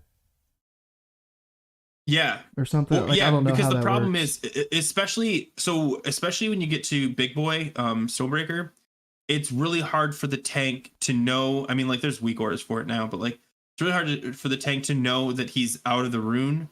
So they'll overpull him, which is great for casters, because who gives a shit? But like for melee, you're like, and it almost like, I think the right position for Stonebreaker is actually, it looks like he's out, or it looks like he's in. He's got like his back foot is in, but he's actually out. And that's why you need like a weak aura to tell it, because it sucks when you pull it out of your melee range, especially like if you've got some DKs and other classes that can really pump. But yeah, that's why I would not put it high, because it's not fun. So just when that pretty happens. pretty fun then, but not super fun. Yeah, but Like, it's again, okay. that's just my opinion. I'd love to hear what you guys think. Yeah, Draalug. I think I Go ahead. think I agree with pretty fun, not super fun. Thinking about it from like the different perspectives that I've played it on. As a healer, it's decently fun. There's a lot to heal. You get to time precasts and things with the big fusion punches. So there's like almost like mini games you can play with yourself, things like that to kind of keep it a little bit engaging, a little bit fun. And then as a caster, it's kind of fun because when you're in the blue rune, especially if you get that perfect Venn diagram rune where you can stand in 2 blue runes and like you're on your warlock. Sorry, one sec. Neighbors coming outside. Yeah, Yeah. dogs going crazy. If you're on like say for example a warlock, right, and you got that perfect Venn diagram rune, you get to get that big curse of doom off on the next boss that you're gonna kill, so it goes off when you're actually killing that boss, and like there's so much setup you can do, and there's different ways you can play it, and there's different min max. That's kind of fun. Very difficult, tank fight as far as positioning, self cleanses, those kind of things. There's a lot that goes on there, but at the same time, it's kind of frustrating, right? It's got those kind of frustrating mechanics with a little bit of rune RNG, having to spread for the rune of death, boss positioning, especially if you're a melee, right? If you get griefed by boss positioning, just really sucks. So I feel like it's a great fight for, like everything except melee, right? Like 80% of the classes, I love it, and then the rest of us are like, Exactly. So I think that's Yeah. why for me it would be in kind of like the pretty fun category, right?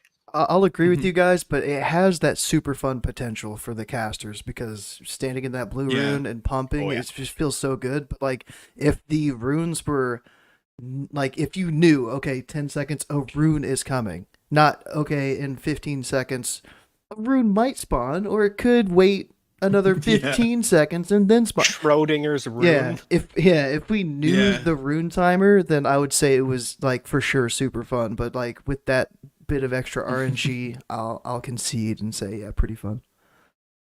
You see the And- shield go up, you're like, come on. Yeah. All right, so we've got about 15 more minutes to knock out the rest of these. About 8:30, Yeah. we gotta get going to get ready for our 10 men. All right, So we'll go Culagarn. faster. Culagarn. Sucks. Hate him. Worst fight ever. Sucks. Garbage. Garbage. Garbage. Garbage. I don't know if I'd go that far down. I'd say for me it's in a very similar boat to Ignis. Yeah, it's okay. Like Feral so, at once. Just feral at once. yeah, you can't like you have to get pixel perfect to swipe all 3, right? Yeah. Frustrated. Okay, it's okay. Yeah, because like we tried a different strategy this week, which it was kind of like for me, it was okay. Where you don't kill the right hand or the left hand, you just pump body, and then if he picks people up, you DPS the hand. He lets them go. He's like, okay, like sorry, I didn't mean to do that, and then you switch back off of the right hand back to the body until Culagarn gets to 30%, and then you're like, okay, pop both hands. So it's like you're trying to like get the hands both low but not kill them until 30% and then pop them and then the boss is over. It was probably just my positioning that I didn't really like do too well on that fight and didn't like it. But yeah, like I wouldn't mind. I would even say like I wouldn't mind skipping it. But it's okay. I don't if you not could, like it though. If you could. Yeah, I don't not like it, Yeah, but but it's just okay. Yeah. I'm gonna add one thing to push it further down if I can. Ooh, to don't like naming it. the arms left arm and right arm is the biggest troll ever. They could have named it like arm of power and arm of defense or something like that. So you could be like, oh, we're gonna kill the arm of power or arm of defense. Instead, you're like, okay, hit the left arm, which is the right arm visual. Like, dude, Stage come on. left. Who's the Stage guy who was left. like, this is yeah, exactly. Who's the guy who was like, this is a good idea. We're gonna name him the wrong. That's all I'm gonna say. So it's okay, is fine with me, but I think it should be at the bottom of the barrel. Garbage. We'll put him at the bottom of it's okay. How's that? Are we gonna do? Okay, We're doing that's- that. Okay, I'll move it back. All right. All right, Hodir. Where's Hodir at? Oh dear. This one, super fun for me. Yeah, I gotta go. It's super fun. The buffs when you Yeah. get the trifecta.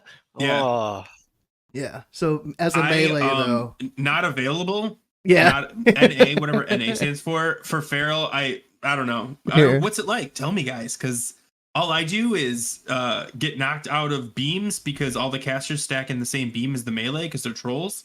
So I don't get to experience that fight at all. But yeah, I don't count me. I went back to your list, so we have Flame Leviathan skippable, Hodir skippable. Let me put Kolagarn skippable for you down there. There you go.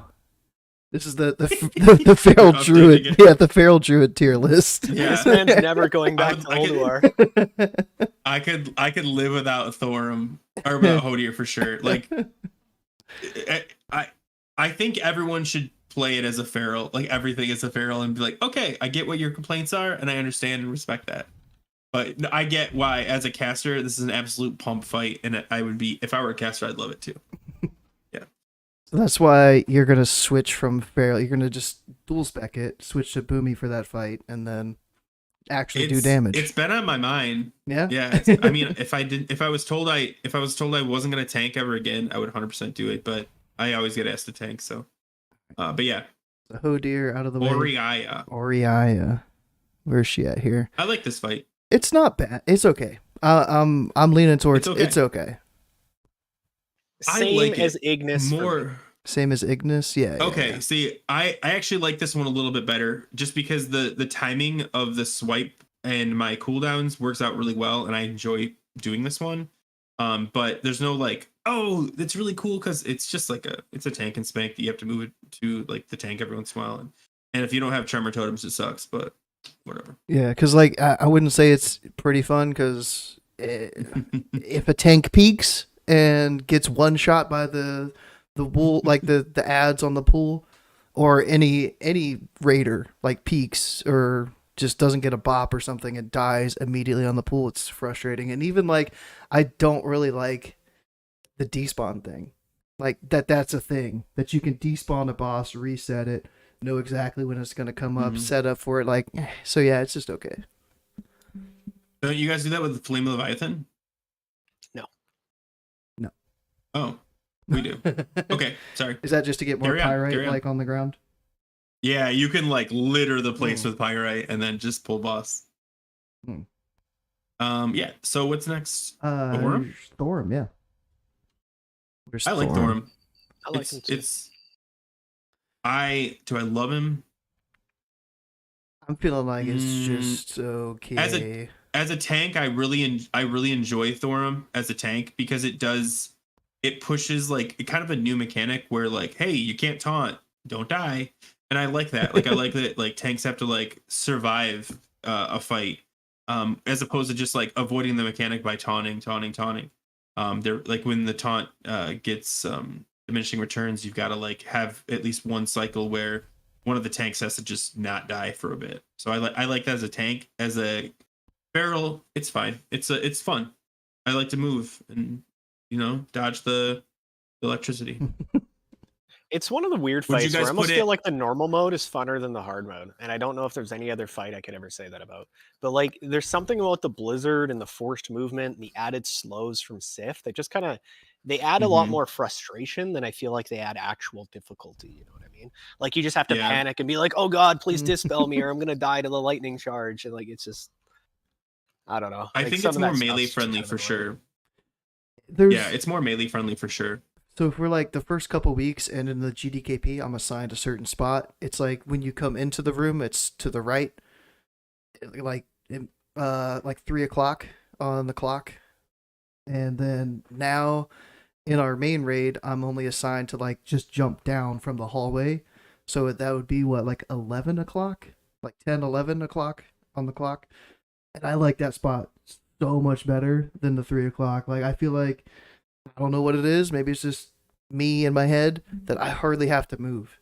I might get a blizzard. That side of the room gets fewer static. Oh, it's amazing. I get to stand there and pump. Like if I had to stand at the entrance, like to the boss room, I feel like I would not have a fun time because I feel like they're always getting that static charge or whatever it is. But like, yeah, I'm pretty impartial to this one. I'd say like it's okay, but like I don't know if I just don't like it. Like I could almost say that it's skippable for me. Like anything from It's Okay down. But you guys, where do you guys want it? Are you talking about Thorum? Thorum still, yeah. I like Thorum. I know I'm gonna disagree with you guys, but I think it's at least an A tier or whatever. Pretty fun. Pretty fun. I think it's at least pretty fun. I feel like I'm in the pretty melee. fun category too. It could, like, so we haven't tried it, but if we had the haste buff from like a priest mind controlling, then I would agree pretty fun. Of course. But we've never had it, so Two I don't out know. of 3 say pretty fun. And 2 out of 3. I'm pretty fun. 2.5. Fun. Okay, wait. Hold on. It's more fun than Ignis. I don't know how you can disagree with that. Like, Ignis is boring compared to this. You've got to put it above Ignis. Therefore, pretty fun. Okay, fine. Thank you. Fine. I'll let you have. I'm with it on the pretty fun choice. Barrel perspective. I'll give your melee perspective up there. Everything is up here, or everything's down here, and everything's up here. There's no middle. It's also a quotable boss fight in the mountains. It's got the hallway that was always kind of a unique aspect. There's more going on than just a basic boss fight. So I don't know. For me, it's pretty fun. I like it. All right. And it's got the arena thing. Some people like that. I've never been in the arena, but it frustrates me when I see. Or not, like I meant the split. I meant, Yeah. dude, if you die in the arena. Either one, hallway but or no, arena. like I meant it's like bro. the hallway, but at least the hallway has something, It has something. Yeah. Where so somebody else said earlier that there was like Warcraft log changes. Does anybody have a link to that? Like, Yeah, I think it look. was.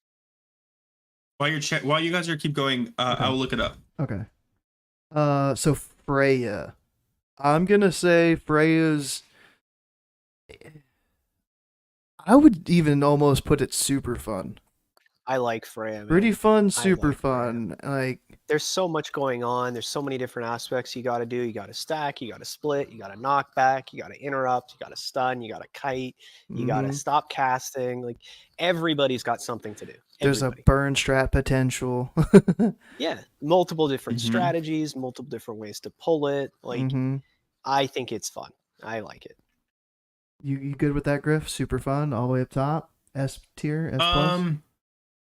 As a feral? As a feral, it's just like okay. But the gear is good, and I know we're not supposed to factor that, so I'll agree with you guys saying it's super fun. It's just because ferals don't get to do the interrupts. Ferals aren't doing a lot of, but I do think there is like a lot going on aspect to it that I really do enjoy. Like I love going and killing the gifts because it's like it's something I can just go do really quick and then get back. And I like the bombs. Like there's stuff that I enjoy. It's just we don't get to do like the typhoon, like you guys have a lot of cool things that you're like, yeah, typhoon and then hurricane. You're like, oh cool, we get to swipe and then run away like cowards. Tell me how fun, but yeah, I think it's a perspective thing. I do enjoy it. So I'll agree with whatever you guys say. All right. Memoron is next. And this is tough, like coming from the perspective of it's phase 3 and we're coming back into Ulduar. I'll let you guys decide. I have an opinion, but I don't want to skew your guys' opinion. I don't really have one. Like I'm leaning towards. I just don't like it. Like, but it's weird because doing it normal just feels like an absolute joke. So in phase 3, normal mode is gonna be even easier. Like it's got potential. You're gonna fall asleep. Yeah, it's got potential. I've never really been able to like maximize uptime in phase 3 for the head when the head comes down. So like there's that. So I would just say like it's okay, I guess. What do you think, Draalug? I kind of like it. I think it's a pretty fun fight, all things considered. There's a lot going on. There's a lot of things for everybody to do. In a lot of ways, it's similar to Freya for me. The only thing that maybe makes me like it a little bit less is that it's a little further into the scale of being punishing. Yeah. Like Freya's chaotic, but it's controllable and easy to understand once you see everything. And you could say that the same way about Memoron, but there's also certain aspects of it that if you just do it wrong, you're dead. If you don't have a good Freya, cooldown rotation for phase 2, you're just dead. Freya, you can down with like 15 people. Like if things go bad, you can still down Freya. Whereas Mimiron, It depends on if who you dies. lose a bunch of casters, Yeah. and when, yeah, if you lose a bunch of casters and you can't kill the top, I mean, we've had it where we've had only a few casters, like less casters than we should, and it's like, all right, stop DPS on middle and bottom. Come on, casters, pump. And you're like 25%. Let's go, bro. So yeah, like that can suck. But I do think it's fun, and especially I did regular Mimiron for a long time because I was pugging and nobody in the pugs wants to try Mimiron hard mode. And once I did hard mode, I was like, you can't go back. Like Yeah. it really is like you just want the extra, like you want that extra chaos that the fire brings. So I'd say it's pretty fun. I think if you had to pick a fight to like show someone how cool WoW can be, Mimiron's probably one of those ones where like, dude, you want to see some stuff? Check this one out. Yeah, and there's bombs underneath the fire. You can't even see them. They're there.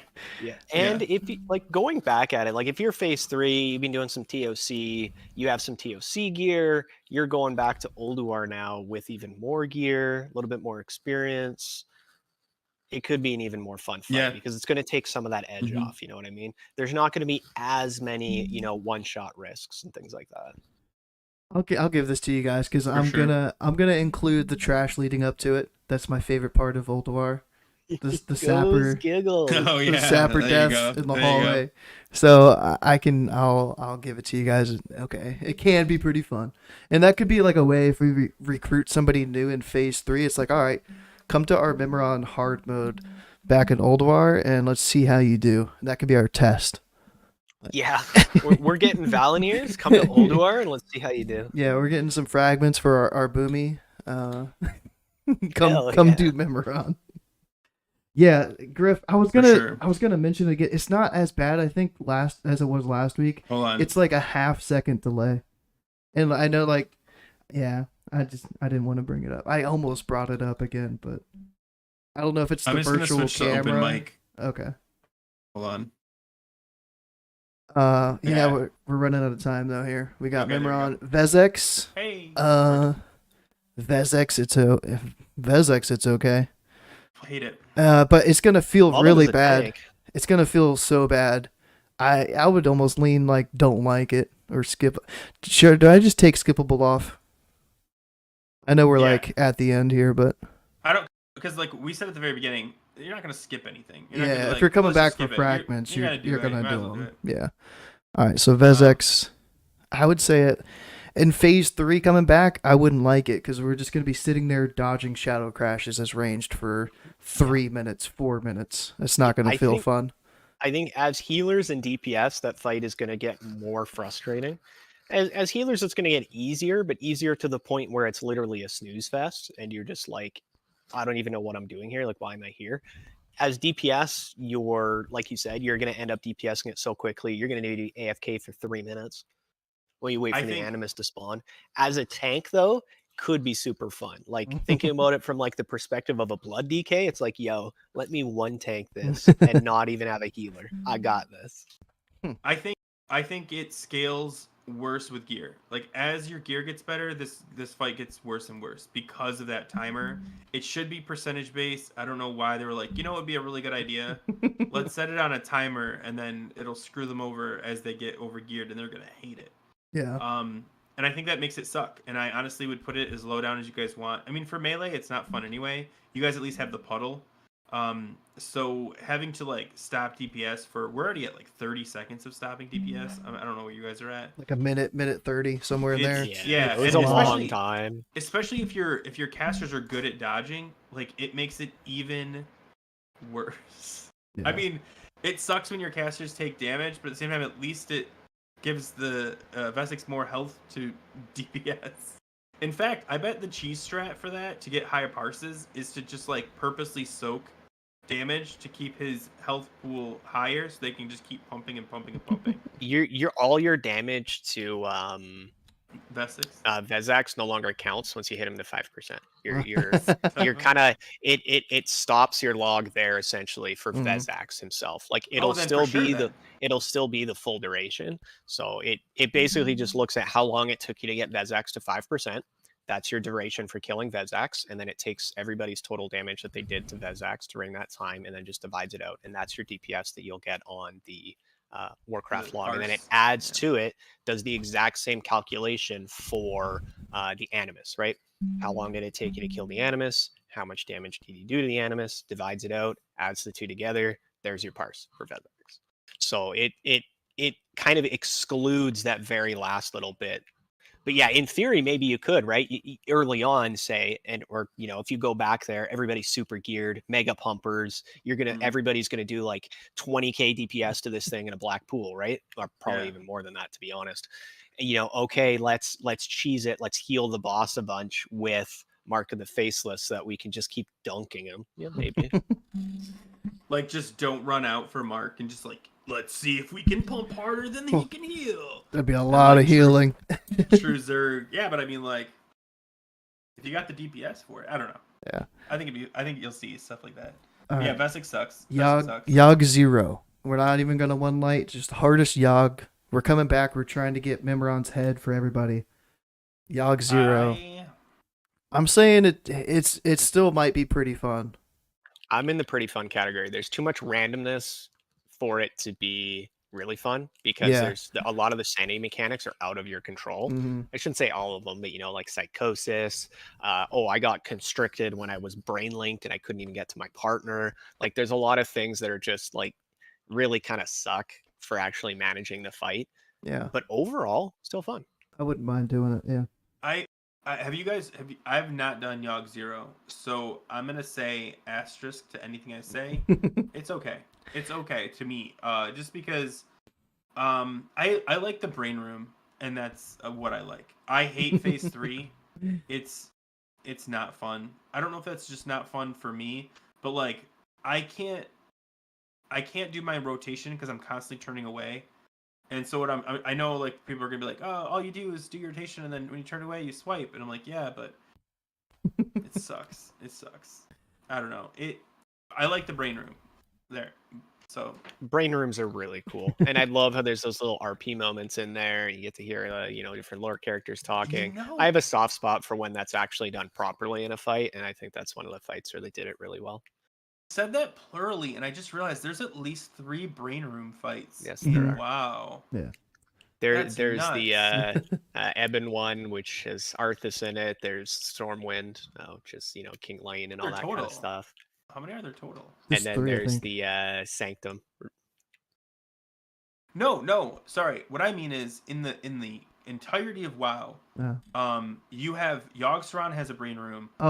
Brain rooms. Cthulhu has a brain room.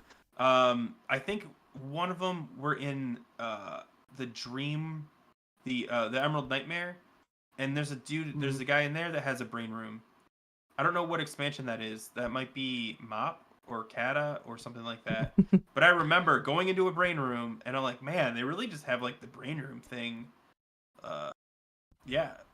But yeah, sorry, I just thought about that. You good? Cthulhu and Yogg, they both have brain rooms. So Yogg 0, pretty fun. We're good. Yeah, I'll agree with it. I'm not gonna fight you. We've got Algalon. I'll put it up top. I'll say it's super fun. I think, and I can explain if you guys want. Challenging fight for almost every class, if not every class, and I think that is what makes it fun.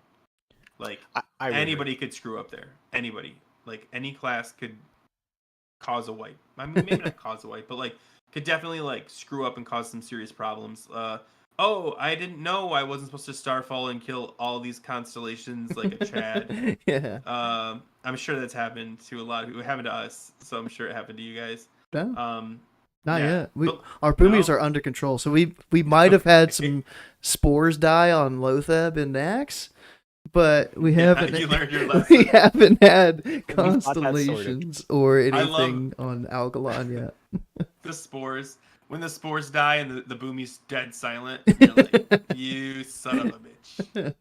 Yeah. But yeah, I'll put Algalon on top.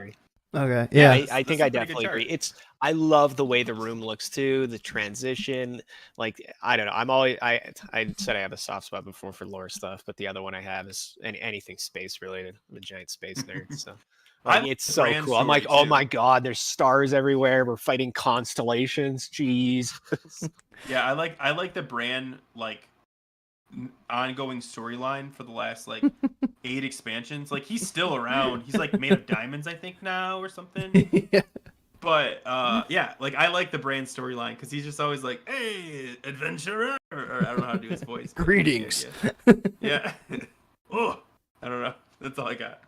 Yeah, like Anyway. I feel like that fight as we get more gear and we're coming back in phase 3 that like there's some DPS timers and like checkpoints that we'll start to meet.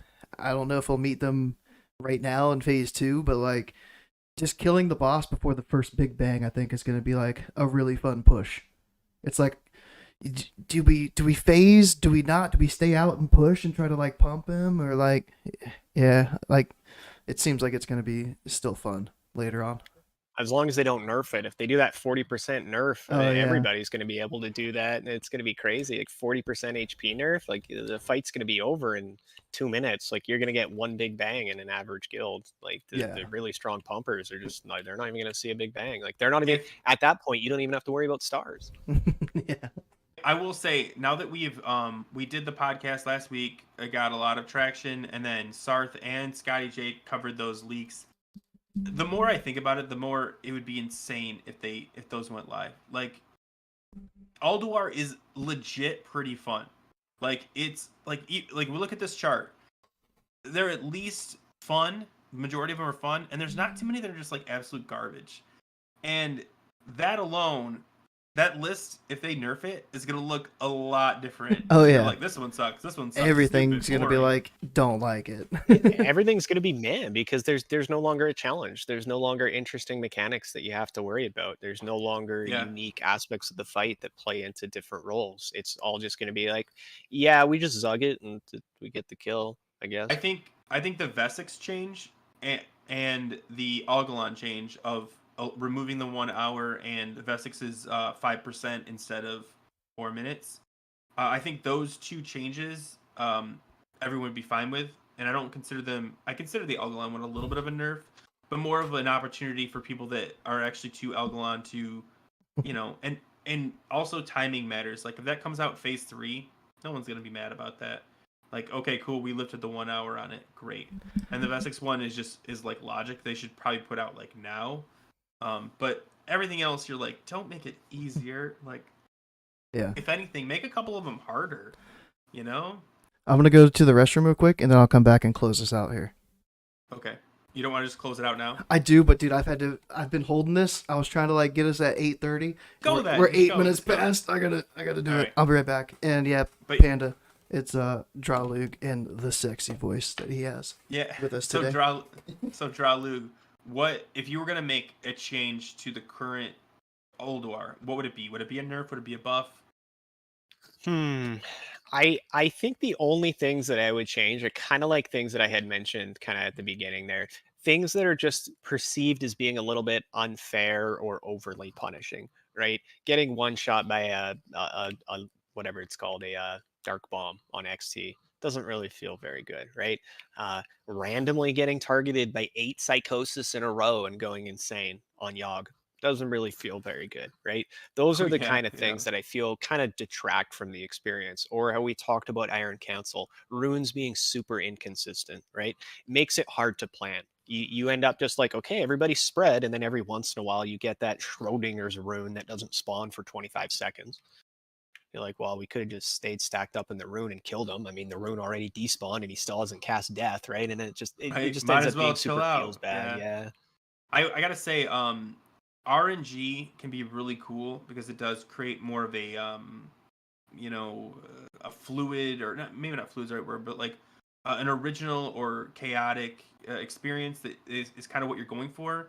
But like RNG just to like kind of troll is like you said, like if you're waiting for the rune, everyone's spread out, not doing DPS, then you're like, oh, is he not gonna do it? It's not every 30 seconds, it's just whenever he feels like it after whatever. and you're just like, oh, come on, like this isn't challenging us. This isn't making us a better, guild. It's just making us not enjoy this moment right here. Yeah.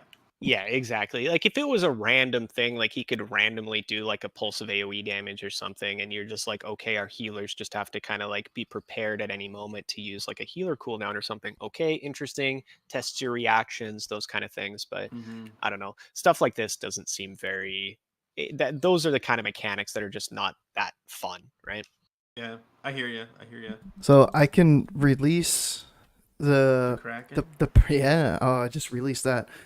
I can release the I'm glad Oh I got my a head God. shake from that. Oh my god. My source from the leaks. Oh, you're allowed to? He You're allowed gave. to? I checked with him. He said it was cool because, yeah, like I don't know, but I last. kept my mouth shut. Yeah, same here. Last, but like I wasn't expecting these two videos to come out from Scotty and then from Sarth. So like I want to give him credit for giving me the leaks since I've been getting the credit for getting the leaks out there.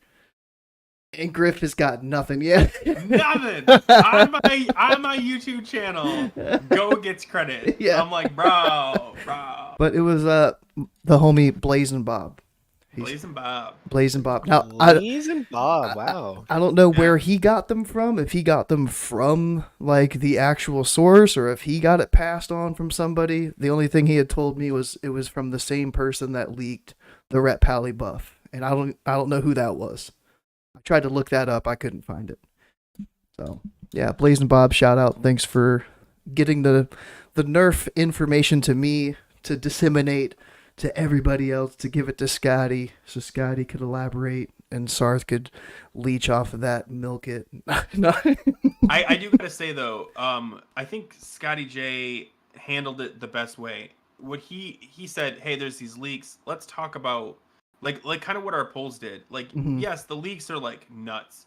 Yeah. But also, like, what do we want? Like, what should we expect? And I think that's more important because if Blizzard is listening to these videos and our comments and all these other, like, and even Scotty J's video and Sarth's video, we have the opportunity to give them feedback. Like a lot of people are saying, no, slow down, or like we do not want these we don't want these nerfs. We're willing to sacrifice, having nerfs come, but not yet, and not anytime soon. Like we're not ready. And I hopefully they heard that. Yeah. And we get called liars for talking about a leak nerf, and I'm okay with that. Like whatever, fine, we were wrong. But I'd rather they like, you know what? After some eyes on these nerfs, it's not smart to do this. It's too much. Nobody wants them. Like it's like Lady V all over again, where you're like, well, this is a face roll. Like, oh, that got too easy. I feel like they That's do what I that. mean, They take it down too far, Yeah. right? Like I almost feel like the eye level changes were already a big nerf, right? Yeah. So let's let them soak for a bit. Let's see how that goes, right? If we notice that there's certain bosses that are still disproportionately causing people to struggle, let's see what's the most challenging thing that's causing the most wipes. Let's maybe take that down a notch and let's see how much that improves it, right? Like I can almost, if they just even change, say one thing about Algalon, if they reduce the amount of tank damage that's going out, instantly it's going to make it so much easier for a lot of guilds, because it's going to mean that almost any tank can tank it now without being like near bissed out because of all the damage incoming. Or if they just reduce slightly, even they don't have to do it like by 50%, but just slightly reduce the damage of a star explosion, that's going to make it so that so many more guilds are going to be able to do this now, because maybe they don't have the strongest healers, or they don't have 3 or 4 paladins to be able to cover everything. They're still going to be able to do it now, and it's going to open it up to a lot more guilds, right? You don't need to reduce the HP by 40% and reduce the stars by 50% and reduces damage incoming, because at that point it's a joke. It's like Nax all over thing. again. Exactly.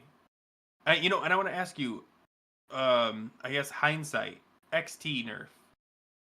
What do you guys think? I don't think that we even did prog on it. Yeah, until the nerf came out. So like we didn't even get to see what issues we would have had. Like that kind of feels. Would Gear have solved it? You know what I mean? Like that kind of feels bad that like we didn't even get to look at it. You know. Nerf came out, Exactly. and we would have one-shot it, but we had some issues with gravity bombs. Got the issues with gravity bombs, short it, killed it like 2 attempts later. Like it was Now- super easy once they nerfed It's it. now one of the easiest, if not the easiest, hard modes too. Yeah. If you have the like- healers for it, yeah. Well, I mean, compare what's a hard mode that's easier? Maybe Freya. Freya, I'd say once you are comfortable with Freya, Freya hard is very easy. Same thing with Flame Leviathan. Once you understand the vehicles, Flame Leviathan hard, very easy. And then it Thorum would be hard, XT. very easy. Yeah, I guess Thorum's pretty easy too.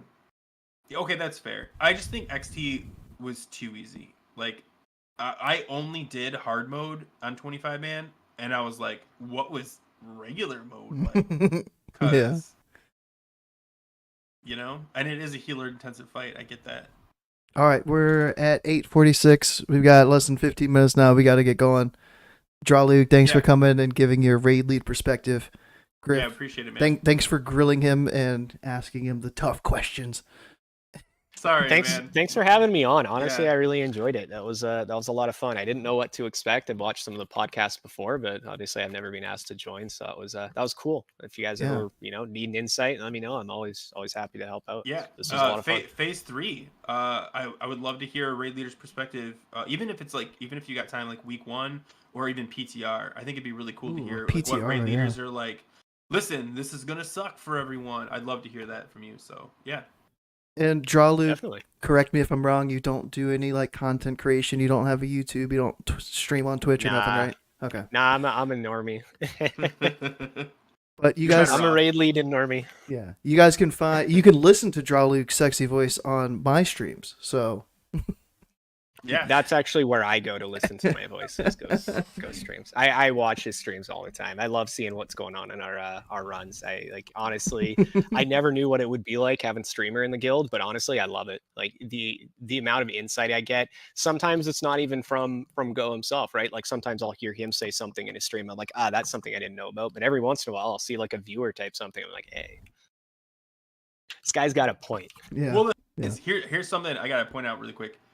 The viewers of a stream are eagle-eyed. They catch stuff that like I'm like playing the game and they're like, you're pressing the 2, and I'm like, how are you paying attention to like? And so like the people that watch it, like they catch like, oh, did you see that warlock just do something? And I'm like, no, I'm trying to kill a boss here. Like, oh yeah, it was bad. dude, you didn't Hellstone when you died to the like what? Oh yeah, I guess I did. You get called out. You get called out for sure. Yeah, it's like that's fair. Alrighty. Grif, thanks for hanging out again. Next week we'll be over on Grif's channel. Link is in the description. It's on there on the screen at Grifton, at Griftonish on Twitch. He streams so much, it's insane. There's so much like content to watch. Like so much. It's you got to check it out. It's incredible. But yeah, thanks everybody for hanging out, and we'll see you. I'll start streaming again. I'm gonna end this and then start the stream back up. We're doing 10-man Ulduar. So see you then. Bye guys.